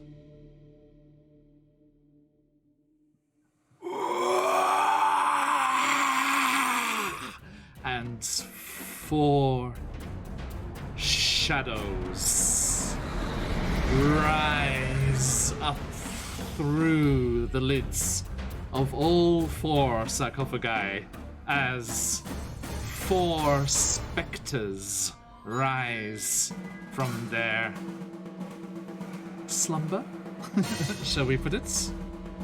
Nap time's over. I promise, I'm sorry. And let me bring these here. Can't say I'm surprised. Hello. Such a pretty token. It's powerful. Okay. Give me a little bit more of that lovely initiative. Bop, bop, bop. And Webster. Big initiative box. Not so fast this time for Webster. I have +9. It's rolling so poorly on initiative. Oh, bad luck. Got a 12 They're on my worse if it helps. initiative, but the box isn't coming up for me though. 12. Oh, there it is. It's Okay. all the way over here. Yeah, I got it. Thank you. Lots of 12s. Yeah, Incredible. Okay, what's everyone's plus on dex? got +2. Sakan? Oh, sorry, Elora. Is a 15. My bad. My initiative? Yes. What's your plus on dex? Oh, my plus on dex.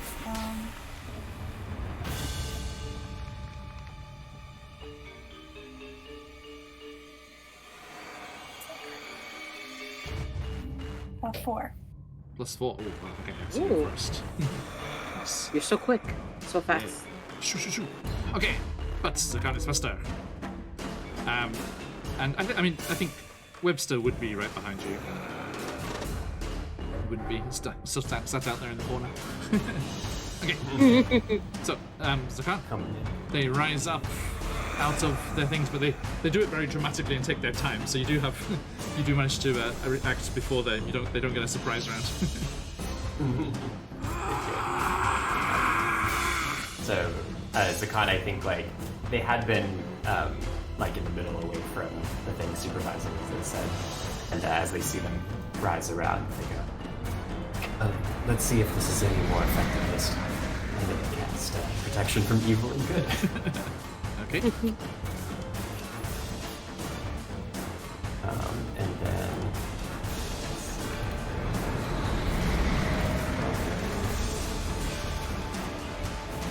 Yeah, and I think we're probably just going Yeah, I'm afraid to... that carrion caller was a monstrosity, not an aberration, I'm afraid. It was a monstrosity. Yeah. Interesting. Well, I hope these guys count as one of those things, undead. They look perhaps. very undead, yes. Like, so somewhat undead. They do me. Okay, Very good. so everyone, thank you for and everyone then, jumping in here and joining us. We are in a tomb that has crashed down into the Underdark, and they have been accosted by the spirits of the main inhabitants, serving folk and attendants. Even in attendance Ghosts don't beyond rely the on grave. dark vision. Okay.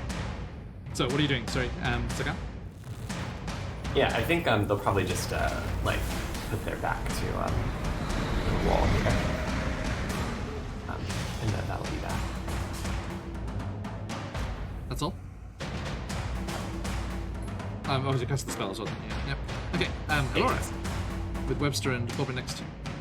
Are these specters speaking to us at all, or they can't and they're just attacking? No, they just let out this strange sepulchral.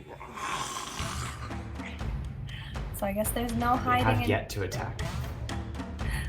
So Alora is going to jump on the sarcophagus Okay. and try to hit them with their short sword. Nice.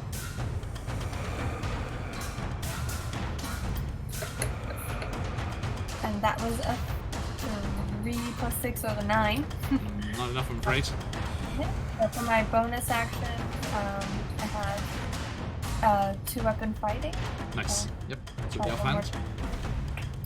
Twinsies. That's a 17. Is that with another short sword? Yes, with another Yeah. short sword. Okay, yeah, that hits. You don't get the bonus on that, so it's just a straight d6. That will be 6. Okay. Slashing damage, yes? Yes. And that's non-magical? Non-magical. Yeah. Okay. That hits, and it does bite home, but I'm afraid it doesn't seem to be as effective as you would hope, as these ghostly beings seem to be resistant to the non-magical nature of your sword. Zakan over there with a magical sword. I feel like Zakan, as they're backing up, they're like back to the wall and casting this spell.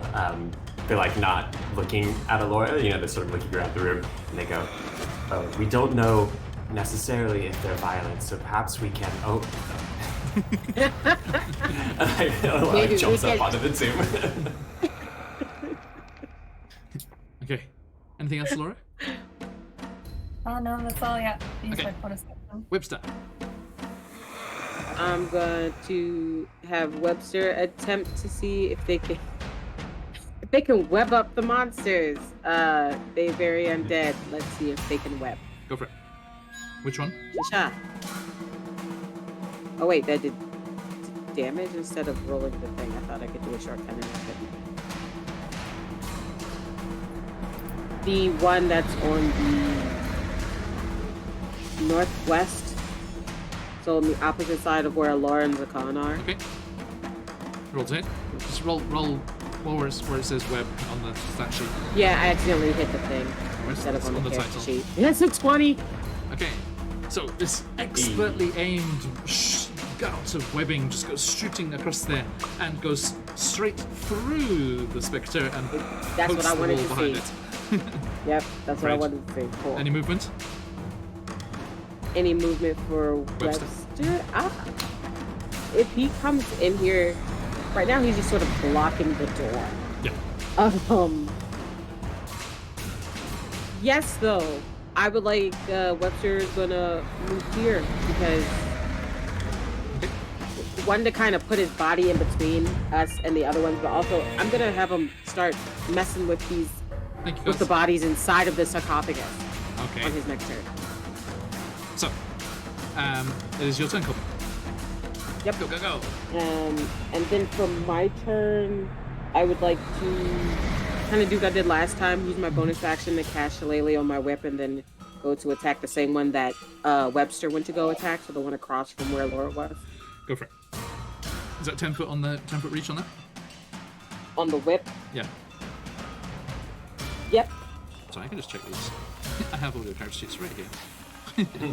But yes, Yes, it's a it 10-foot is. reach. Yeah. Like I said, I'm good to do it. So the roll to hit was 10. This is, I'm afraid. Ah! It just ghosts Okay. and wisps Could out of I the way. use a key point to do another attack? Go for it. Cool. Shot. You better roll.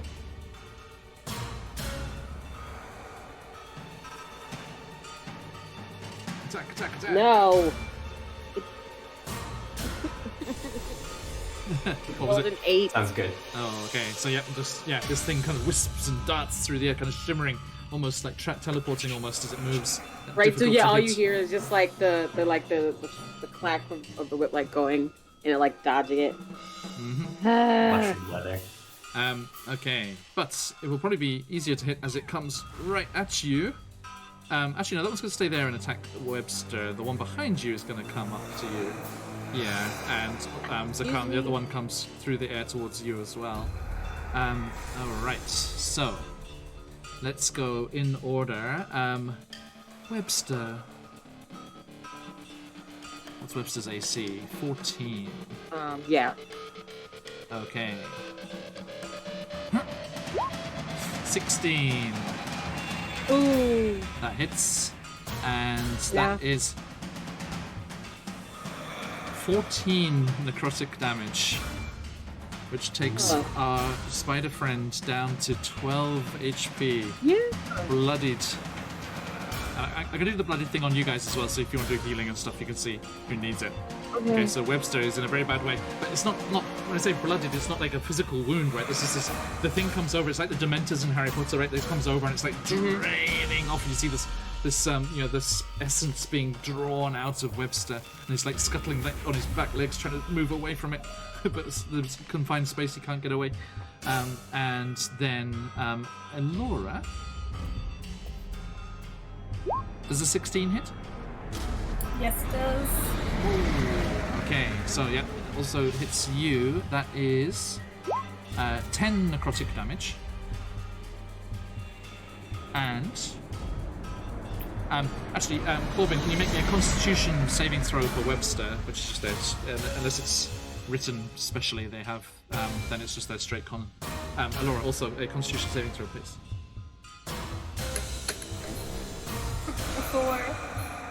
4. Okay. Corbin, how about Webster?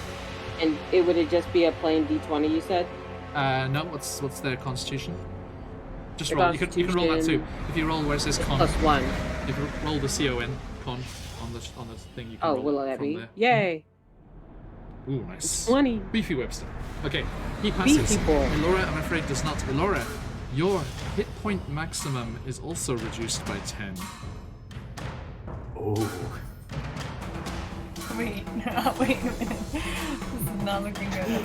Wait a minute. Cause the DM may also be in love with goblins, so that's okay. not unrequited. Okay. And Zakan. Only a 10. Nope, that's the spider. Webster tries to bite you. No. No. Sorry. Only a 12 though. Does a 12? And is that with disadvantage? No. Only. Yes, sorry. That's the disadvantage. No. This is okay. And finally, Corbin. 10. Never mind. I retract that. Okay. And Zakan, your turn. Alright. So Zakan sees these. So you see that kind of effect, like Elora just like goes like that, and this thing is just like drawing off her life essence. So they're coming in and they hold out their staff. And, they say, "Vanish to the darkness and cast Word of Radiance." Okay. Each creature of your choice you can see within range must succeed on a Constitution saving throw or take 1d6 radiant damage. So Nice. only going to be choosing this one, not Elora. Of course. What's the range on that? 5 feet. Oh, okay, right. Constitution There's saving a throw. cantrip. Constitution. Okay. 13 is to beat. Boop. Fails. So it takes that damage. And we roll that 1d6. 6 radiant damage. Nice. How does that ghost feel about radiant damage? It hurts, but doesn't seem to be horrible. Okay. I'm unfortunately one level off my turn undead stuff. Oh. Okay. Elora, Lustrous. Also, as a free action, you can interact with an object. Should you wish to hurl a magic sword at your friend? Yes, actually, thank you for reminding me. I did want to do that. So they do that, and then, as the thing is recoiling from the radiant energy, they take out the pack and toss it to Elora, and they say, "Elora, the sword may help us." Okay, thank you. So is this be the same? I would use the same as my short sword, even though it's a magical sword. It is a scimitar, which I think may be the same. Let me just double check. We're gonna find out what this thing does. Zakan has detect magic, but not identify. Well, we know one thing it does already. Yeah. Messes with shape changes. We're close friends. A scimitar. Add. So I've added that for you there. So where's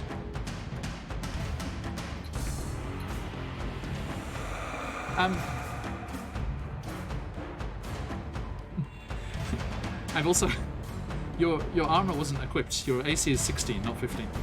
Oh, why wasn't? You had it in your stuff, but it wasn't equipped. Oh, interesting. So yeah. Oh, I think because I just bought a new one. Alright, yeah. Set Okay. armor. Okay. Yeah. So.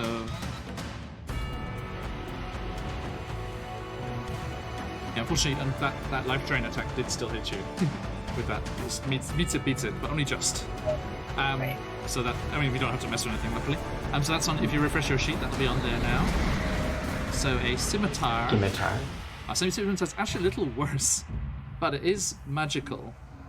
It's a little harder to hit with, but it is magical, so that will do the full damage. There we go. Okay, I see it now. So it's a +4, yeah, to hit. So I think because Zakan is within 5 feet of the one next to it, I'll use my movement to come over here and attack this one instead. Okay, there's going to be that attack of opportunity. Oh no. Did you already use bonus action? So you can disengage. Right. Oh, yeah. Then Yeah, disengage. I can attack even if I use my bonus action. Okay, right. Yep. Okay. So I'll use my bonus action to disengage. Okay. Come up here and try and hit it with the scimitar. Nice. Yeah, so you definitely, it reaches out towards you with one like sepulchral hand, but you nimbly roll underneath it, falling off the side of the sarcophagus, spin around Zakan, and lash out with this moon sword. Okay. And like the handoff happens mid, dodge Yes, too. yes, Like Alora yes. is sort of, rolling off the sarcophagus and past Zakan, and Zakan's like, Alora, and Yeah, Zakan, you just do a little huck into the air, like it's just like slow motion floating in midair, and Elora just Oh, yeah. rolls up and snatches it out of the air, and then carries on the momentum. And 18. that'll hit. Hey! that was a natural one.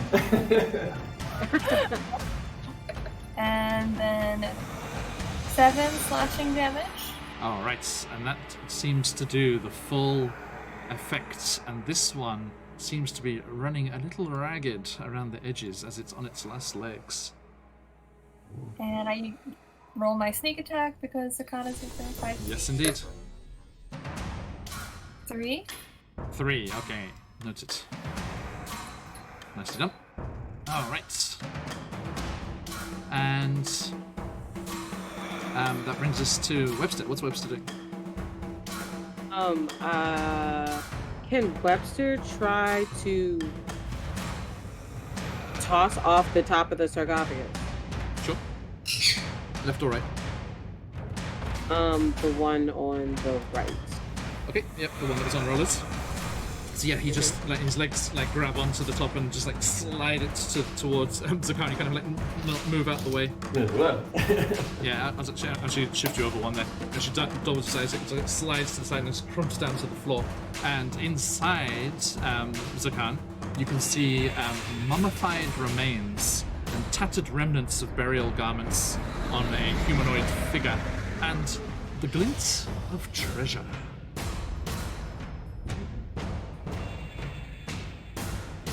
Corbin is gonna kind of yell, maybe hurting the bodies will hurt the spirits.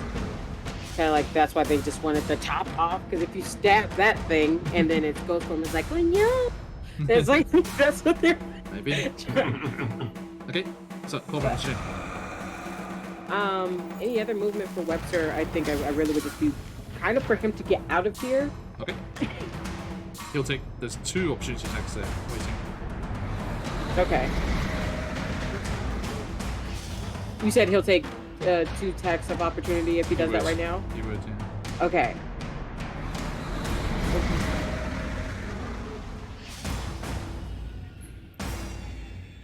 So staying there. Yeah, he's gonna stay there for right now. Then he has to. Okay. So Corbin, what you do?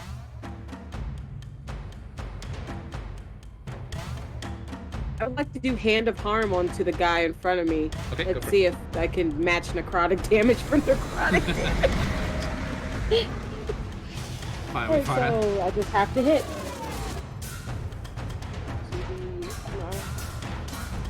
Break.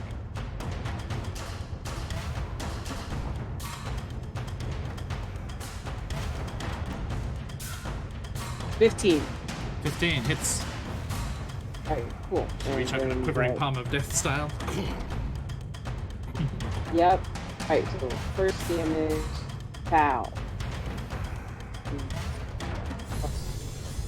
It's 5. The Hand of Harm gives it, also gives it necrotic damage. Now, what's the first 5?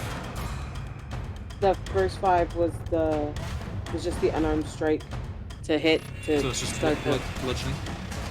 yeah, fury Okay. blows, yeah. Mhm.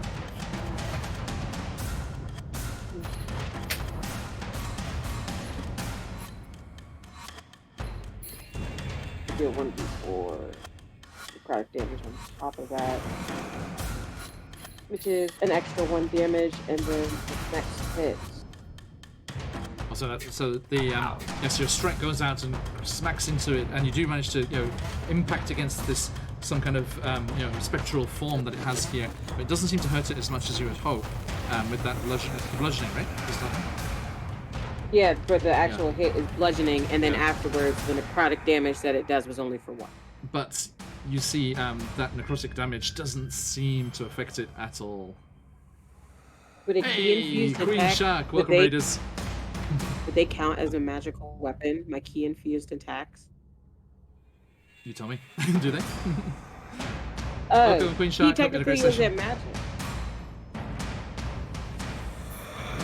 On the fence about it, quite honestly. Hello. Welcome. Hope you had a great session. We are having a great time, thank you, Queen Shark. Yeah, we are down in a tomb, a lost tomb in the Underdark, and they have disturbed the guardians of the tomb, and they are fighting against these specters, and draining the life from them.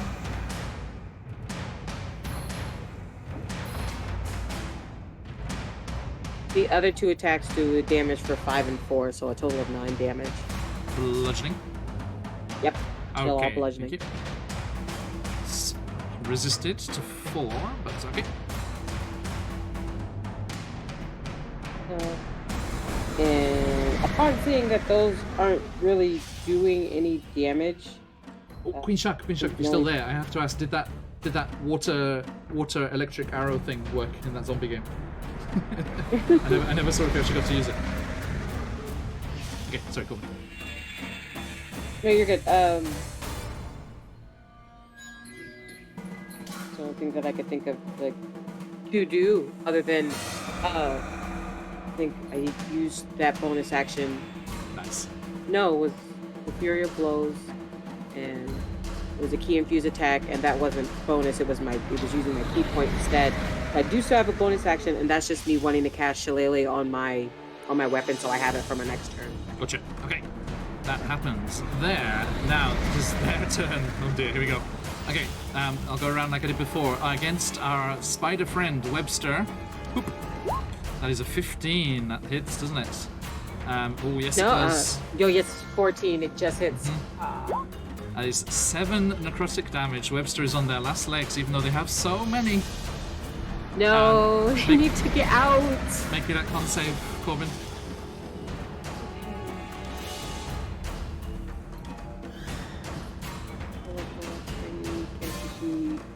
Con save, go. 17. Okay, that passes. They do not lose their hit points. And again, this one in the top right corner will come down to you, Zakan. Just floating through the air above the sarcophagus. And only a 10. Elora, the one that you damaged very nastily with this new magical sword of yours, goes towards you. 12 misses. And Win this Yeah, game. there. Good. Okay, you've been told to win, so everyone, you have to win now. Okay. And Corvin, That's gonna change my strategy. you think you have Hand of Death? No, this is a Hand of Death. No, thank you. 14.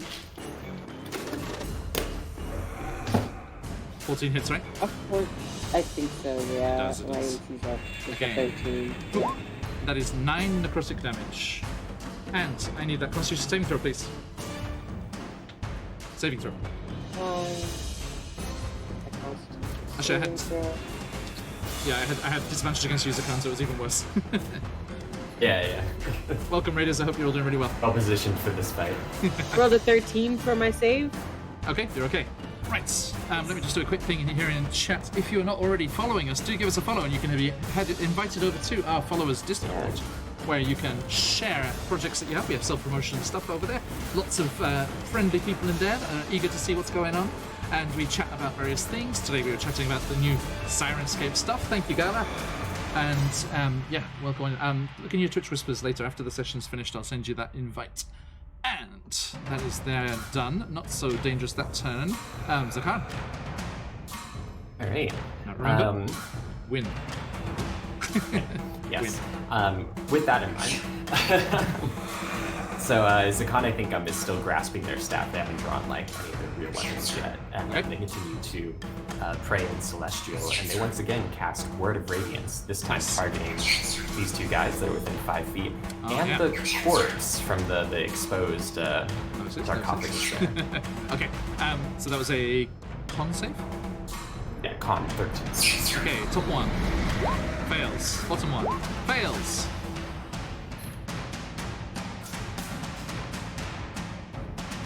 Extra corpse.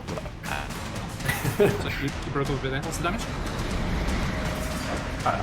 That's 5 radiant. Oh, right. Okay, so yeah, the first one hisses angrily as that burning sensation washes over it, and the one in front of you, Alora, almost gets torn to pieces by this wash of light and radiant energy that explodes from Zakan, but does not disappear, I'm afraid.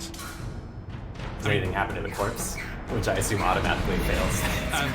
It does not seem to affect it in any way. It illuminates it rather unpleasantly. It glitters off all that treasure very nicely.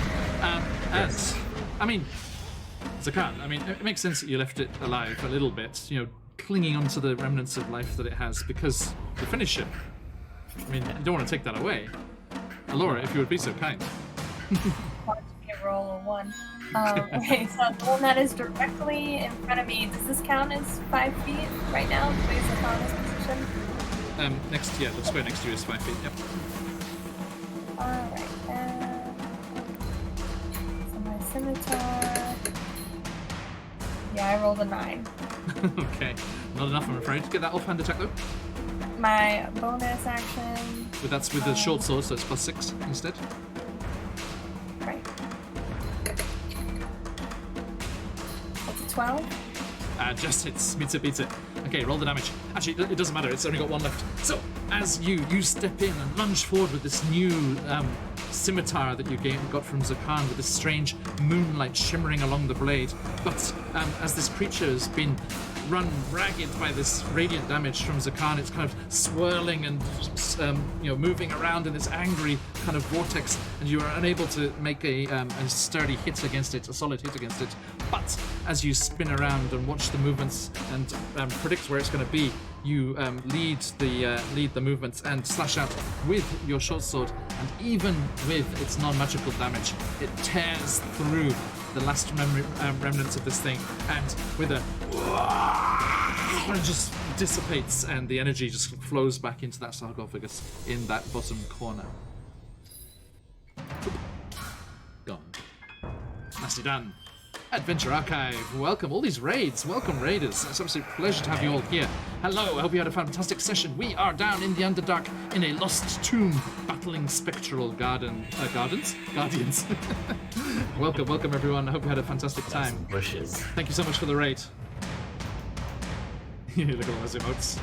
Let them fly. You know, I never understand people who have caps on their emotes. No, more the merrier. Okay. And that brings us to Webster's turn. Webster, in a very bad way, our giant spider friend being desiccated and its life force drained away by these evil things. Corbin, what's Webster going to do? Okay, so Corbin is like slowly sort of losing it right now because they really want them to be able to get out, but at this point there would be 3 attacks of opportunity. 2, but yes. On them if they did. Yes.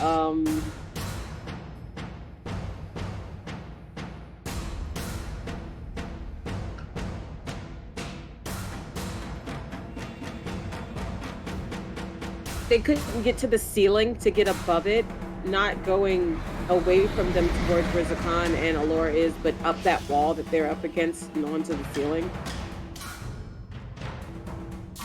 It could go up onto the ceiling. Just to get them out of the way. Sure. More than So anything it just else. clambers up that northern wall and goes up onto the ceiling above, hanging above them. Still within like contact with them, so it doesn't get the attack of opportunity.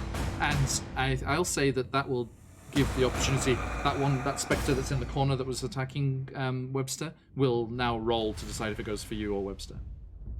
That's fine. Yep. If anything, I wanted to specifically go. It doesn't get the choice. I'm going to disengage. Okay. From the one so that I can throw myself at the other one to let Webster get away. Okay. So the Webster's attack, Webster's not really gonna, because that would be its movement. Would that be his whole turn to get away on the ceiling? Yeah, I'm going to put the flying thing on him, so that's in increments of 5 feet, so he's 15 feet up on the ceiling.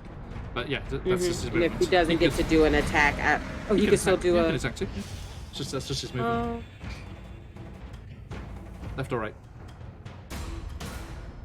Well, it doesn't do anything.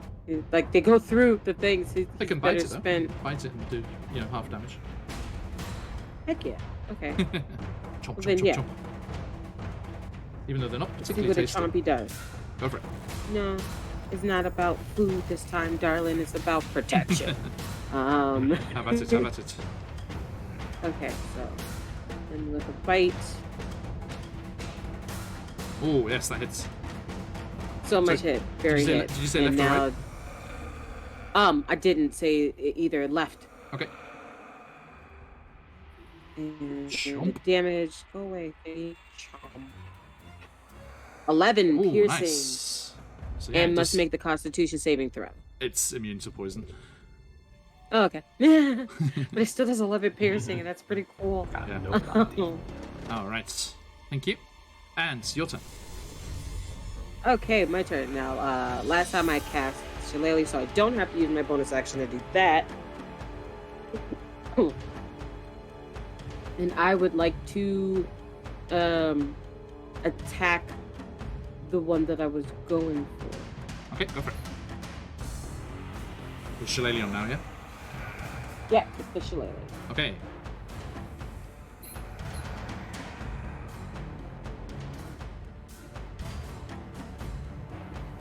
Yeah.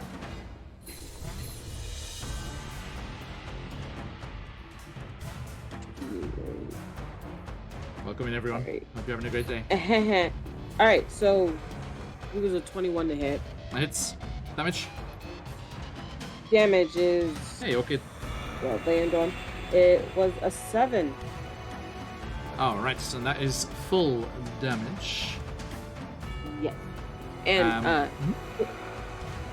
I also use my two-hand fighting to use my arm blade to do Oh, thanks for the follow-up, Quid. And that actually puts it on its last legs as well, Corbin.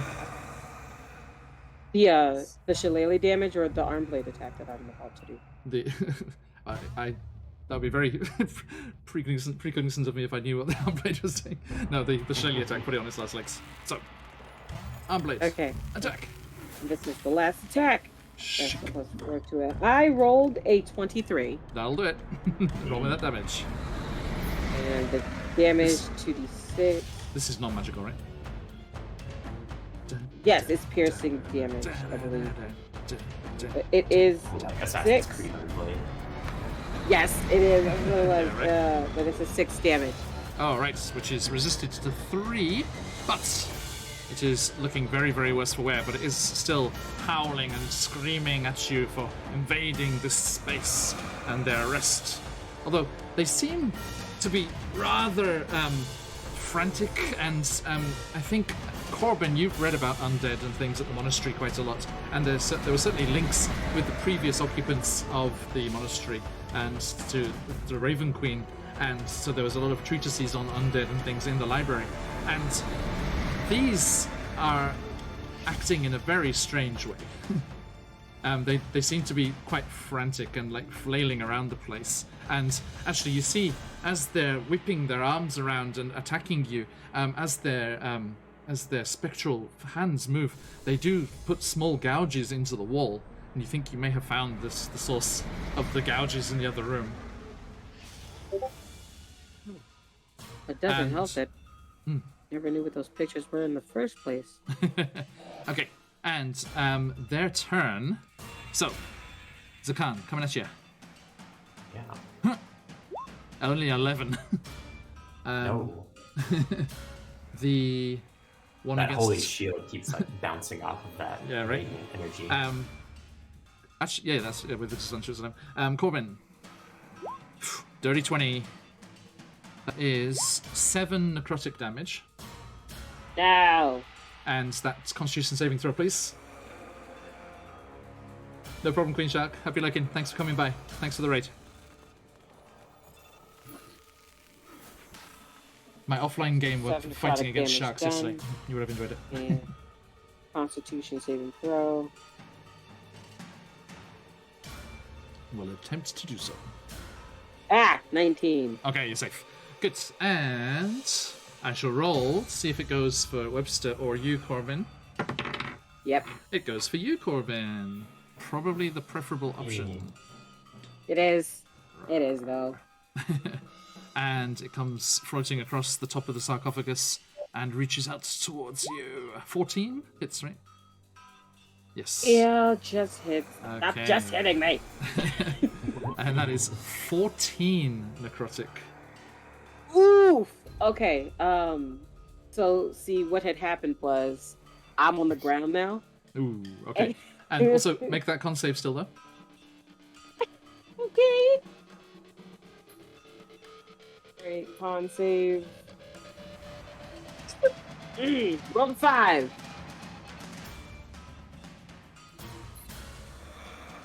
I rolled a 5. A 5. Okay. Please also reduce your max HP by 14. No. What does that put your max at? Because you passed before.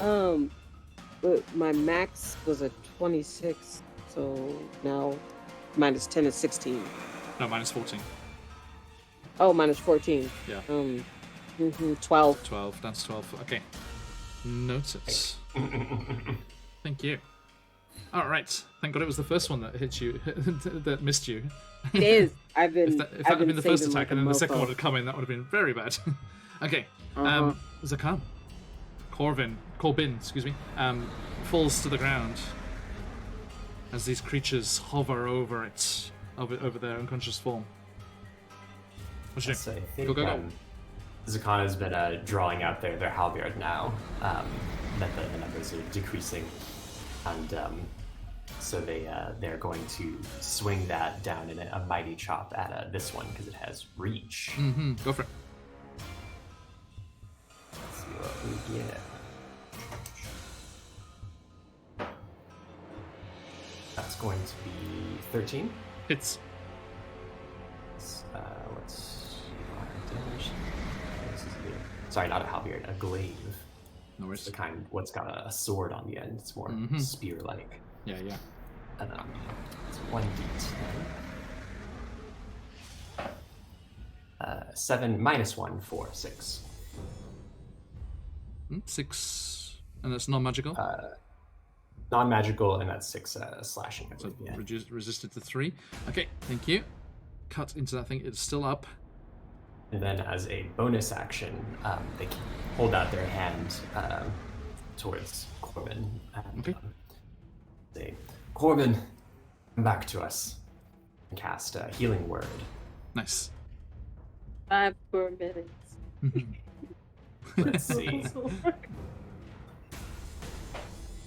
That's for 5 healing. Okay. Ooh. So you Yay. are conscious. Not their best Corbin. healing, but it's what they got right now. Look, I'm awake and Hey. I'm in pain. You just got rewarded by all that stuff in Grapple Stick. You have healing potions at the moment. And you just found one as well. Okay. But now remember, Corbin, you can't go above your new maximum. Okay? Okay. So your max is 12. My max is now 12 HP. Yep. Yeah. Thank you very much. Elora. Hey, seeing Corbin is basically okay. Maybe standing up. Relatively speaking. She's gonna run up to the one that's bloodied and try to hit it with the scimitar. Okay, go for it. 10. Misses, I'm afraid. So The my offhand? short sword, yep, the offhand is going to be like 18. That hits. And that roll me that d6. 3. Okay, resisted down to 1, unfortunately. Rounded down. Okay, so a little bit of its essence is damaged by this short sword attack. Unfortunately, the scimitar of the moon does not strike home. Okay, is Webster's going to bite again, Corbin? Yes. Okay, go for So it. it does damage. Again, left or right? This one's going to be to the right. Okay, go for it. Spread that damage out. Nom, nom, nom, nom, nom, nom. Oh no. This one was a 7. That misses, I'm afraid. Okay. I And know your it's the first time he's missed. I Corbin, didn't know your he turn. could. So they're just like, is it a would it be an action for me to pop one of the healing potions and try to like check? Bonus action to drink. Bonus, yeah. Yep. I could do it as a bonus. Yep. I would like to do that so I can be back on my feet. Okay, you have No. healing potions, right? Yes. Okay. Yep, so minus one of those from your inventory and roll the healing from that.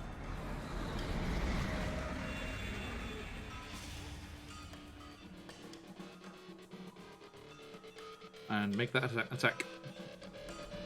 North or south? Attack. I will do. Well, the one in front of me is bloody, but is also right next to Alora. So I'm gonna turn around and do the one behind me to To see the if I can north? get some Okay, damage done to yep, that. go for it. Yep. Oh, Alora, you should roll sneak attack on that offhand attack. Wow, yeah. Corbin was right there. Yeah, sneak attack. But Because they were Four. conscious. Second, sorry? 4. 4. That's exactly what you needed. Resisted to 2, which is what I had left. So you Yay. you managed to slice through that and destroy.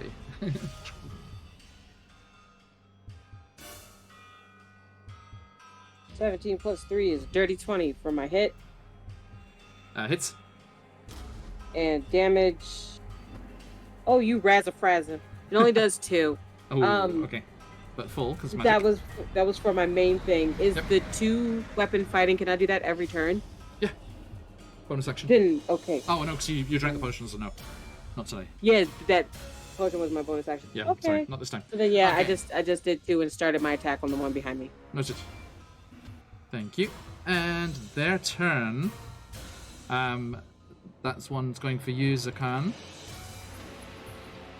He can try. 15. That's a disadvantage. Oh yeah. No, only an 8 with a disadvantage, and the other one goes for Corbin again. 21. And that's 14 necrotic, Corbin. I don't appreciate how it's like, okay, no wait, I'm good. There. Everyone, welcome on by. I hope you've enjoyed your streams and you enjoy raiding into this at this rather pivotal moment. Corbin, Yeah. you are knocked unconscious, but Yeah. the damage is 14. Your max HP at the moment is 12. 12. Roll me a Constitution saving throw. don't staccato your words. You know it makes me anxious. Hang on, Yeah, wait, I think I rolled a 21. Oh, did you? Okay. Yeah, look, Nice. they landed That's it. on the B. That's a 20. That's a natural 20. Okay. Yeah. Spectres are low CR, Aweather. But if you had failed that, We have a high stupidity, so if you had failed, even so. if you had failed that save, Corbin would be permanently dead. No. That's it. But if I get it, isn't it 2 successes on a nat 20 though? It's not a death saving throw. Oh, jeez. Okay, yeah. Yeah. Okay. Your max HP is real low right now. Yes, it is. It's really low. It's yeah, it's 12. Still stays at 12. Okay. Yeah. There's a gun. Get her done. Get her done. Someone kill this thing. Do not get Jeez, round to one more round. Do not get round to one more.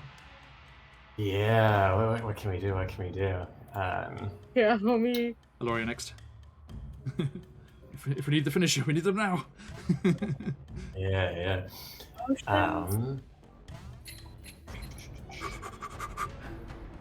Now you got our potion and stuff. Corbin, you would fit well into the Candlekeep Mysteries crew. They have had, because they're still at level, they've just got to level 2, so they're still very low HP. They have had 2 instances where the damage on an attack took them within 3 of minus their max, which would have been instant. Twice it's happened. About. It's It's terrifying. about the journey. And I rolled okay? bad on the damage dice. Like, could very I easily rolled bad. have been 3 more. John, let me know if I can do this. Tell me. For carrying someone like with you, that's half your speed, right? Yes. So I think Zakan's going to move 10 to here where Corbin is, It's attack and of then opportunity. kind of drag them. Yeah. So that one can take its attack at disadvantage. This guy. 13? Nope. This is, doesn't it? Yep. Okay. And then just focus on they Corbin up, and so now we've got 10 left. So they're going to bring Corbin, let's say to So you've moved. like this spot. You've moved. You're there. So that's 10 feet. 15. Well, 10 feet to here, like just south of Yeah, Corbin. 10 feet to where Corbin is. Yeah. Yeah. Or, yeah. Yeah, you can't So- in the same spot there. So 10 feet to there. Okay. Yeah. And then you have Grabs. your movement is 30 feet, so you can move 2 more squares. Okay. Can they put Corbin here and then move one up to where they were? Basically, Yeah. like Yeah, just pull them away. getting in Corbin, place so that they're you not let, in melee range you let anymore. that happen, Corbin? Yeah. Yeah. Okay, so yeah, Zakan just comes dashing across the room, avoiding the outstretched ethereal hand of the spectre on the east side there, and grabs you around the waist and just spins you out of the way and steps in between you. Because you are forced to move, there is no attack of opportunity. Okay. It's when And you then- choose to leave. Okay. So yeah. And I assume you that go- that's my action doing down all that, there. or is that just movement? I'll say that Because if that's technically a shove. The yeah, shove it is a is like it would be your action to move them. Yeah. Cool. but- Yes, they're okay. just going to be here within range, and I think they'll say to Alora, Yep. Alora, do whatever you can to heal them. And then they face off against the 2 ghosts, which Okay. they're probably the most equipped to fight. And Alora, your turn. Yeah, so Laura's gonna run over to Corbin and try to give them, what do I have, a potion of healing, a greater healing, potion of healing? Yeah. What's in your inventory there? Don't waste that when my max HP is only 12. Oh no, wait, what else do I have? I know I have greater healing. I think I also have You got regular. a couple of normals. Yeah, you got like Yeah, 6 we- normal ones. We spent Like- money on like a bunch of the normal. Or normal ones. Okay. Yep. So roll that healing, please. For some reason there's. I'm gonna do Webster's while we're doing that. Webster bites the one on the right. Yes. Misses, unfortunately. Sorry. Wait, that's 7. That was what I rolled last time. No, I rolled an 8. Oh, sorry. I can't see your rolls on the roll. Oh, yeah, sorry. Yes, whispered to me. So I Sorry. didn't know if it was there. Okay, what's the healing, Alora? So it's in my equipment, but I don't see anywhere to... If you click on the name, it will just give you a rundown of it properly. Okay, it just says... Okay, 4d4 plus... Oh, no, it's the greater one. Wait, where is the other one? Potion basic, I think. Yeah, That's no, it says poison. Never mind. Not potion. Potion of healing says, okay, 2d4 plus 2. Okay. Do you have any potions of healing? It says here you only have a greater. I have it in my notes. Maybe I didn't put it in I my see. inventory. Okay. Yeah, actually, please keep that in D&D Beyond as well. Yeah. No problem. So minus one of those from your notes, and use that roll there.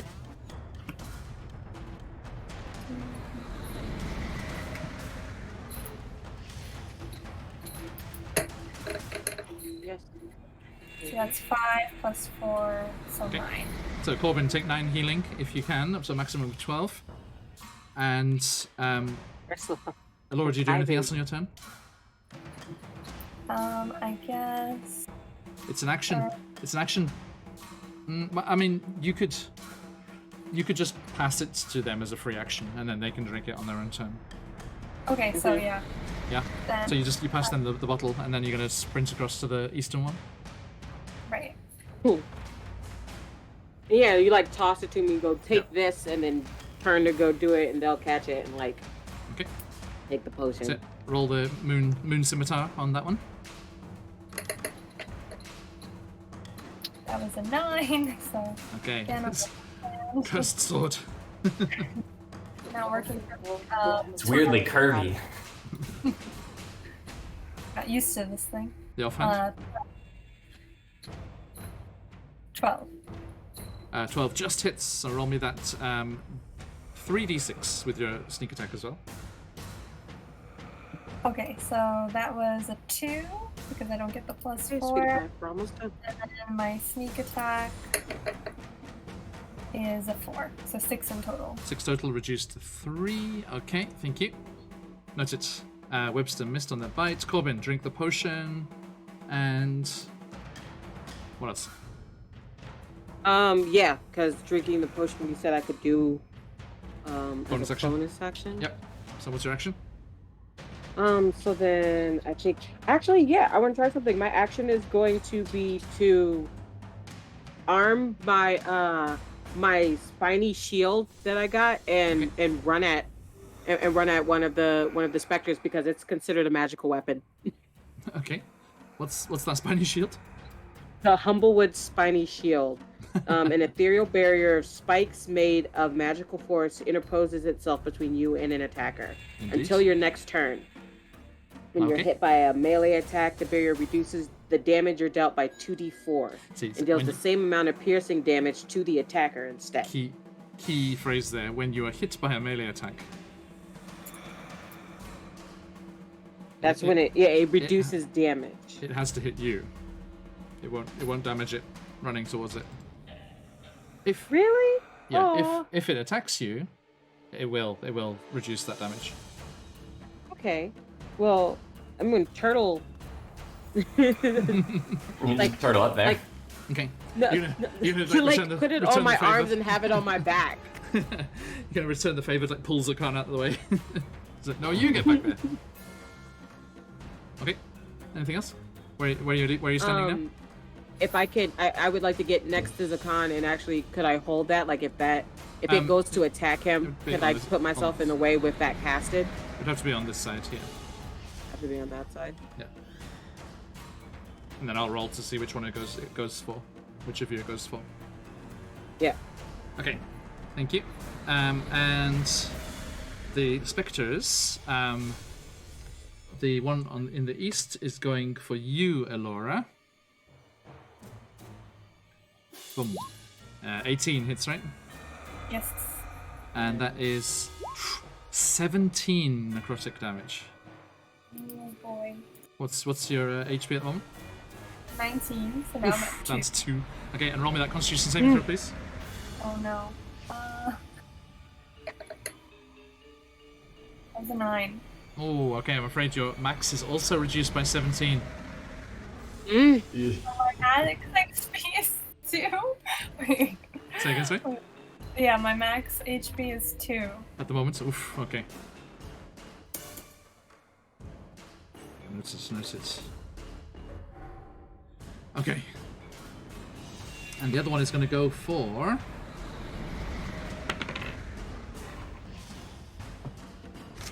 Webster.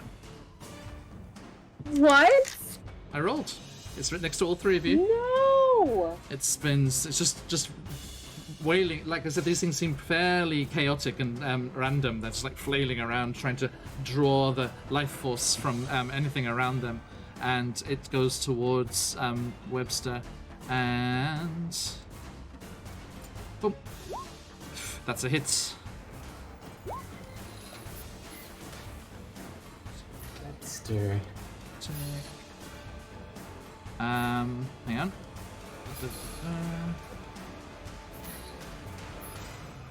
Okay. Let me make that con save.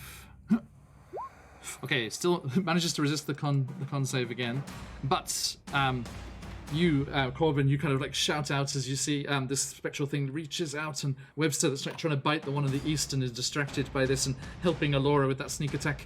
The creature just reaches out and just puts a ghostly hand on his big fuzzy butt, and you just see the life force being drawn from him, and he, with a massive falls to the ground between the sarcophagi, and his legs kind of curl up, into the as he lies on his back on the ground there. Down.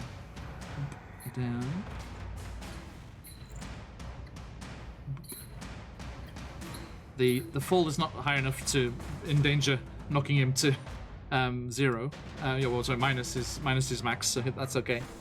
But he is down and on the ground there. And Zakan, your turn. Aloria next. I think they see Webster going down and Alora getting the life drained out of him, and they yell out, "You both need to get out of here. I can handle this. You need to get far away." And they lash out with the halberd at this one that's next to them here.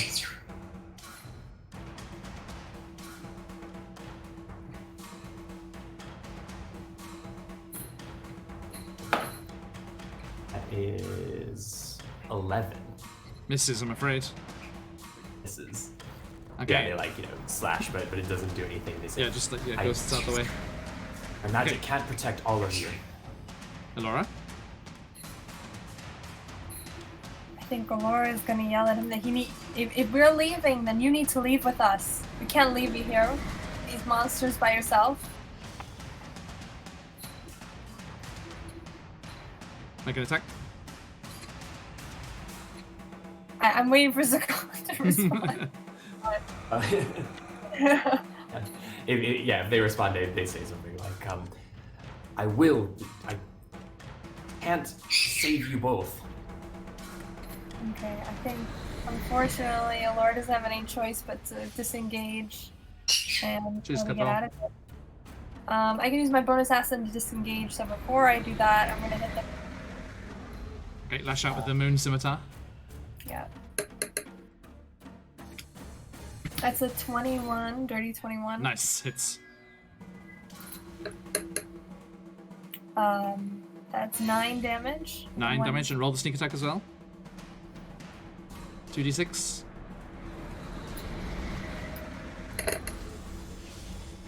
3, so 11. 12, sorry. 12 total. Okay. Thank you. Okay. Oof, it is still up, I'm afraid. You're gonna go with the offhand? Right, if I do that, then I can't disengage. It looks really, really bad. I'm gonna go with my offhand. I'm gonna use my inspiration.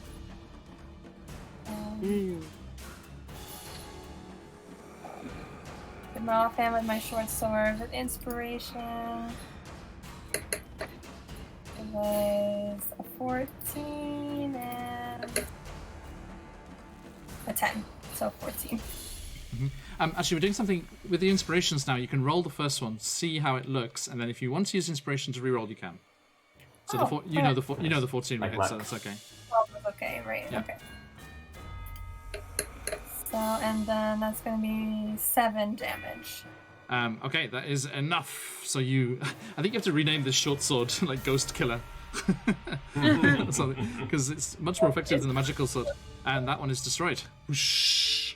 There's one more.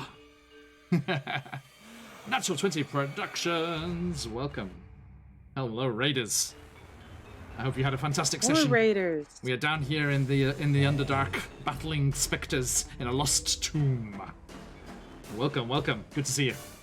If you're not already, do give us a follow, and we can let you know whenever we're going live with all of our fun campaigns that we're running, and get an invite for yourself to the followers Discord as well. All right, thank you.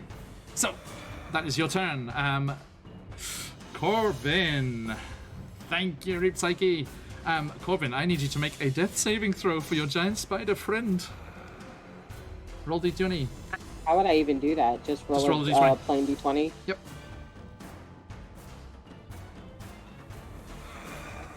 You rolled a 12. A 12 is a pass. It's above 10. It's a Over 10. pass. But I don't like Yeah, it. Reap Psyche, it's great, isn't it? Here, let me do this for you. There you go, that's the artist. Check him out on Instagram. Really, really good stuff.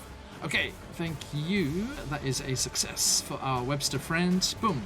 And that brings us to your turn, Corbin. To my turn. Corbin's losing it right now. Wait, no. They're actually not. For Webster to be attacked and on his like literal last legs, they seem weirdly calm and unaffected by it. Yes. So yeah, they Laura Zakan, are... you thought Corbin would freak out about this, but they don't seem fussed at all. Yeah. That's why I have been very quiet. Looking like you're not leaving. I know. You told us to leave. Both of you to run. Both of us. Neither of us are listening to you. Shut up, Zakan. Zakan is full HP. You're not my real dad. Full HP with damage resistance and imposed disadvantage. Zakan is like, fine. no. Like, no. You're like drained of all life. You can help. Well, Alora is, but you're like, leave, and Webster is, and you're like, they're not gonna leave. Webster's hurt now. And they turn and leave like you told them to get out of the room. They like go to grab for Alora to pull them out the room and away from everything. So really, are you going to resist them pulling you, Alora? Would we have to roll against you trying to pull you out the room to? No, I think after having defeated the one in front of me, I'm just gonna like let go and let you pull me. Right, like there's a moment like they stop and go, and then just grab your hand and run. There's a second opportunity. So hold on, gotta move them. Okay, so Like, as Corbin dances away and grabs Alora, the spectre reaches towards you, Corbin. Mm-hmm. This is big. Oh wait, No, because it was my disengage. turn, so I didn't disengage. I already got a 10. That's a miss. It is a miss, but still, I don't like these games. Alright, okay, so it reaches towards you, trying to take that last essence of your life, but you dance out of the way, grab Alora's hand, and you run towards the other room, and you tumble to the ground, and then you think, no, that's not the lyrics. And I think we're alone now. Okay, sorry, no. And the Spectre is going to attack Zakan. As the only person left now. Attack! Only a 6, so that's a miss. And your turn, Yeah, Zakan. still like just flashing off of that, divine radiance about them. So they will hold out their hands and cast their Word of Radiance again at this thing. Okay, go for it. That's a Constitution save. Okay. Constitution saving throw is boom. Only a 4. A 4. So let's see what we do there.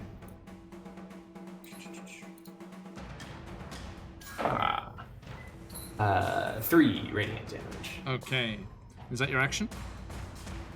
It's the action, yeah. Yes. Okay. Anything else? Yeah, like as a bonus action, can they like sort of assist in pushing these two further out? Not really. No, sorry. Yeah. Further out, we're in the hallway. They're moving. They're moving. Go. Yeah, so I think they're just there and trying to, Okay. with their glaive and everything, like, That's it. a stand. Alora, what'd you do? Oh, it's my turn, right. Yep. So, at what distance am I at disadvantage for long range attacks? Well, I mean, I wouldn't worry about it. You'll lose sight if you go that far away. Oh, okay. So, even if I'm, like, right here at the door, I couldn't use a long range attack? You can't see it from there. Okay. Yeah, you alright. lose visibility. Yeah, then I think I'm just gonna stand outside the room and hide. Okay, just dash out into the air. As you do, you hear a voice in your mind again. Please, don't leave. Don't leave. I'm here. Below. Where have you brought us? Why did you bring us to this room? I don't see anything. That's all you hear in your mind, I'm afraid.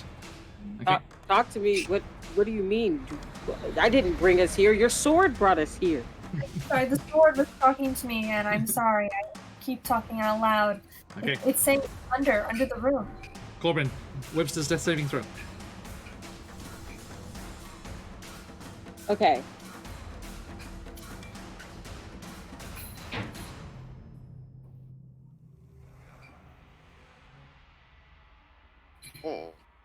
They rolled a 7. 7, that's a fail. Okay. And Corbin, it's your turn. What do you do?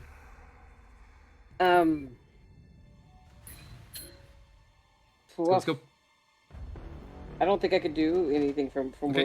where Yeah, we're just going. Dashing out Yeah. into the corridor. Okay. It's conscious. Go. Yep. The Spectre's going to attack you, Zakan. That's an 18, even with the disadvantage. And with the disadvantage. Yep. Boop. That is 12 necrotic damage. Reduced to 6.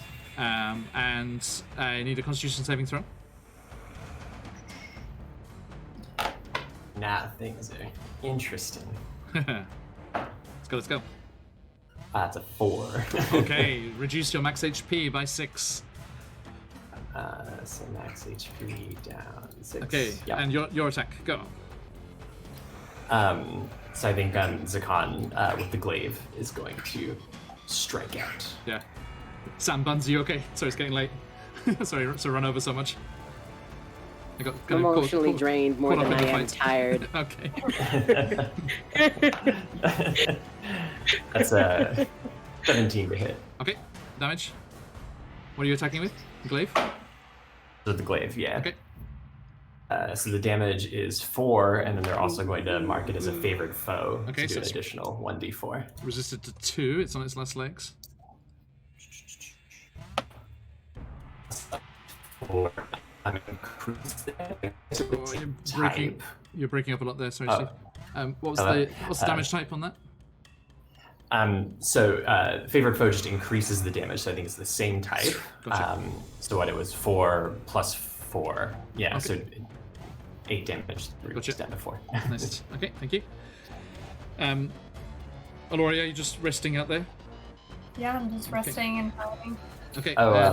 Actually, that's- as a bonus or free Yep. action, can Zakan douse the light in here? Sure. No problem. And Is it- Corbin, death saving throw for Webster, please.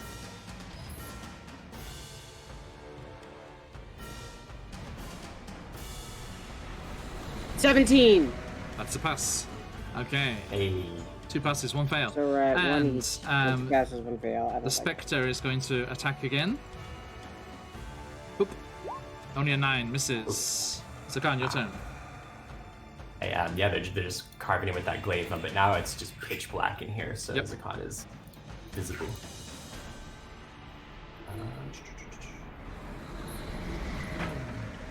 So that's a 18 to hit. Hits.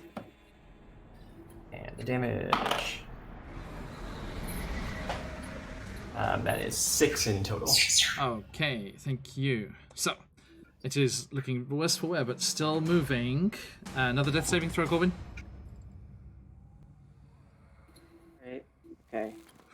So scary. Any of these could be a natural 1. I hate this. Hey! That means with 3 successes, Webster is stabilized. You. Just I'm unconscious. so happy, but Corbin is heartless. Okay, so they are just slumbering peacefully on the floor. Okay, 5 more and minutes, Mom. the Spectre, boom, natural 20, but on the disadvantage of 10. Hey, So that's love cool. that spell. Okay. Hurrah for that Hey. disadvantage. And Zakan, go. Uh, Just in with the glaive, which I think is glowing slightly in the room. So that's Yep. 17 to hit, Go, damage. and they're just going with holy fury. God, I'm rolling so terrible on that D10. That's another 6 in total. All right, thank you. And the Spectre goes for you again. Boop. A 23 and a 21. Ooh, With the boy, disadvantage. alright. Okay, so that is 11 necrotic damage, down to 5. So that reduces to 5. Okay. Yep, and Constitution saving throw.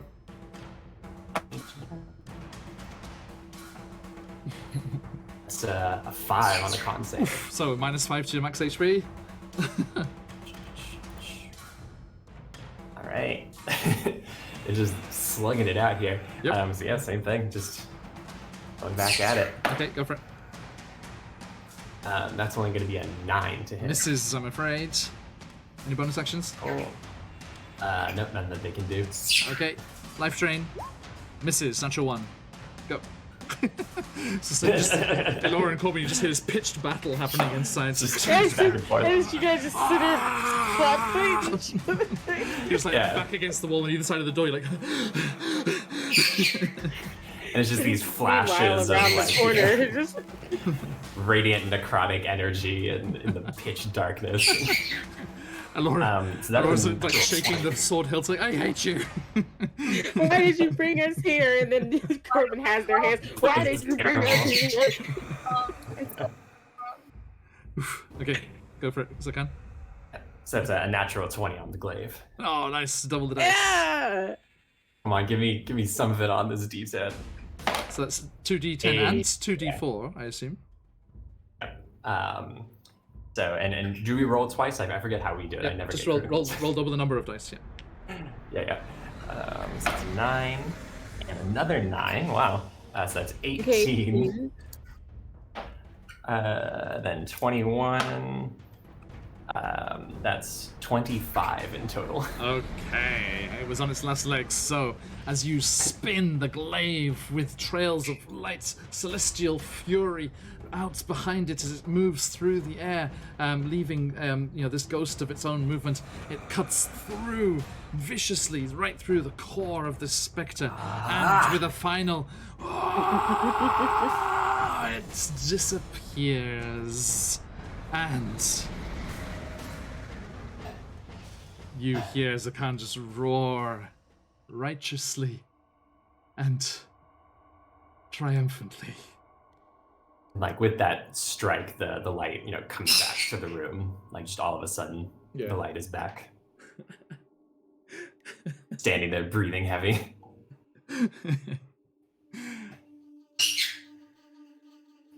And Okay. you find yourselves in the quiet of the tomb once more. The light glinting off the treasure in that sarcophagi. sarcophagus, excuse me, up in the top corner. And as you, I think Elora, Corbin, as you kind of stumble back in, go over, you see that Webster's breathing, but just unconscious. Roll me a d4, Corbin.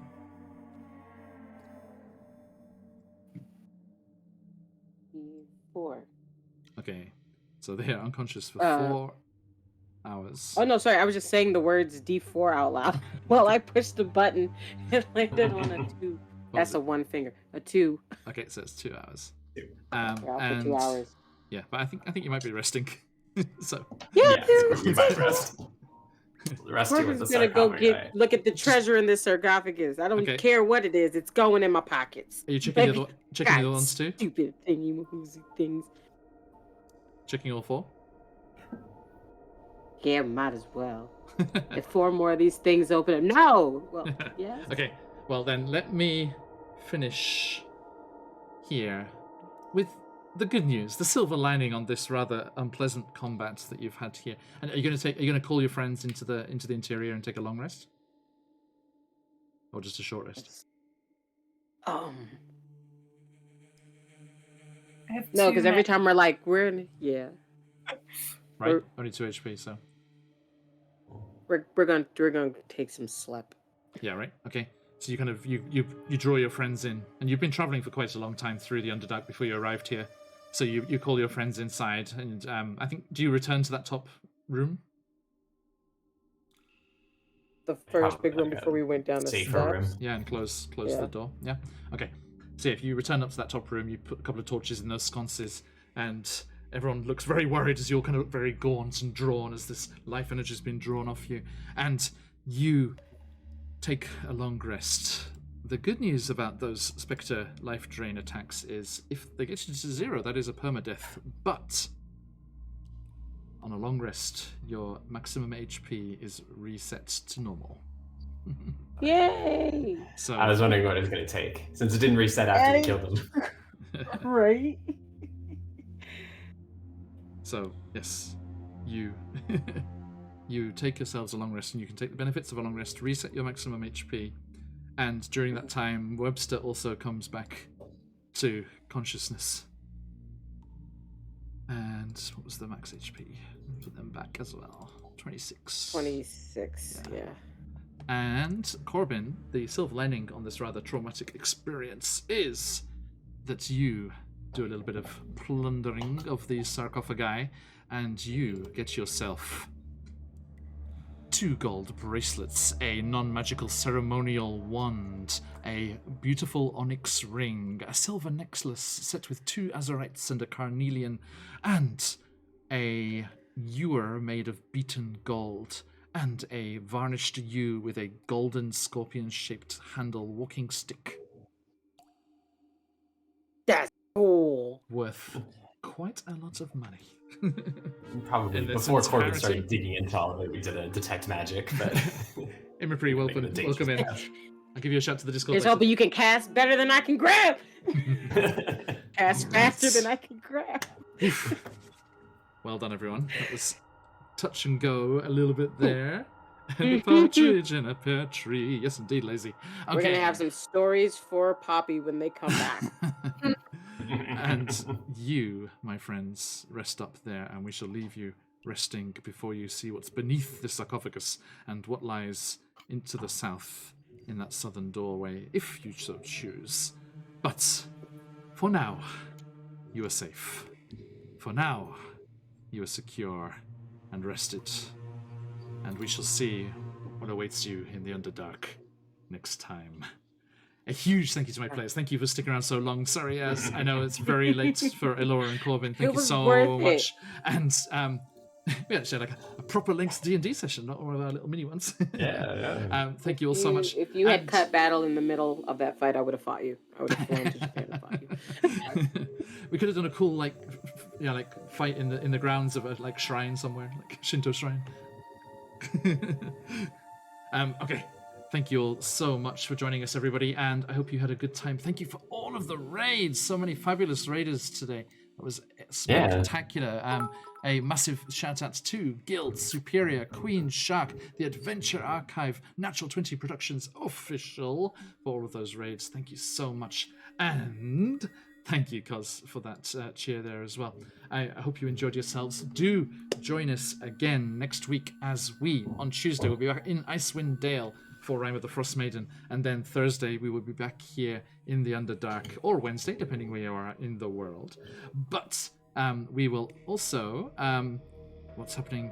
There's no Candlekeep Mysteries for a while, I'm afraid, but no Curse of Strahd, no Descent into Avernus, only 2 sessions next week. What on earth? Mere 2 sessions. So strange. But do be excited, my friends, thank you, Fizcannon, for all of the exciting things that are coming next month. 2 campaigns kicking off. We have Barovia and Beyond, a homebrew Ravenloft campaign, and Chisenda's Tyranny from the fabulous CZRPG. Cheers, Gala. And I hope you all had a fabulous time, and we shall see you all very soon. Enjoy the teaser for Chisenda's Tyranny, and stick around for the raid, as we will pay that love forward and head on raiding somewhere ourselves. But until then, thank you all so much, and we will see you all next time. Bye, everyone. Thank you for all your new followers. Go check out your whispers on Twitter. On Twitch. I'll give you that invite to the Discord, and we'll see you all very soon. Bye, everyone. Thank you. Bye. Bye.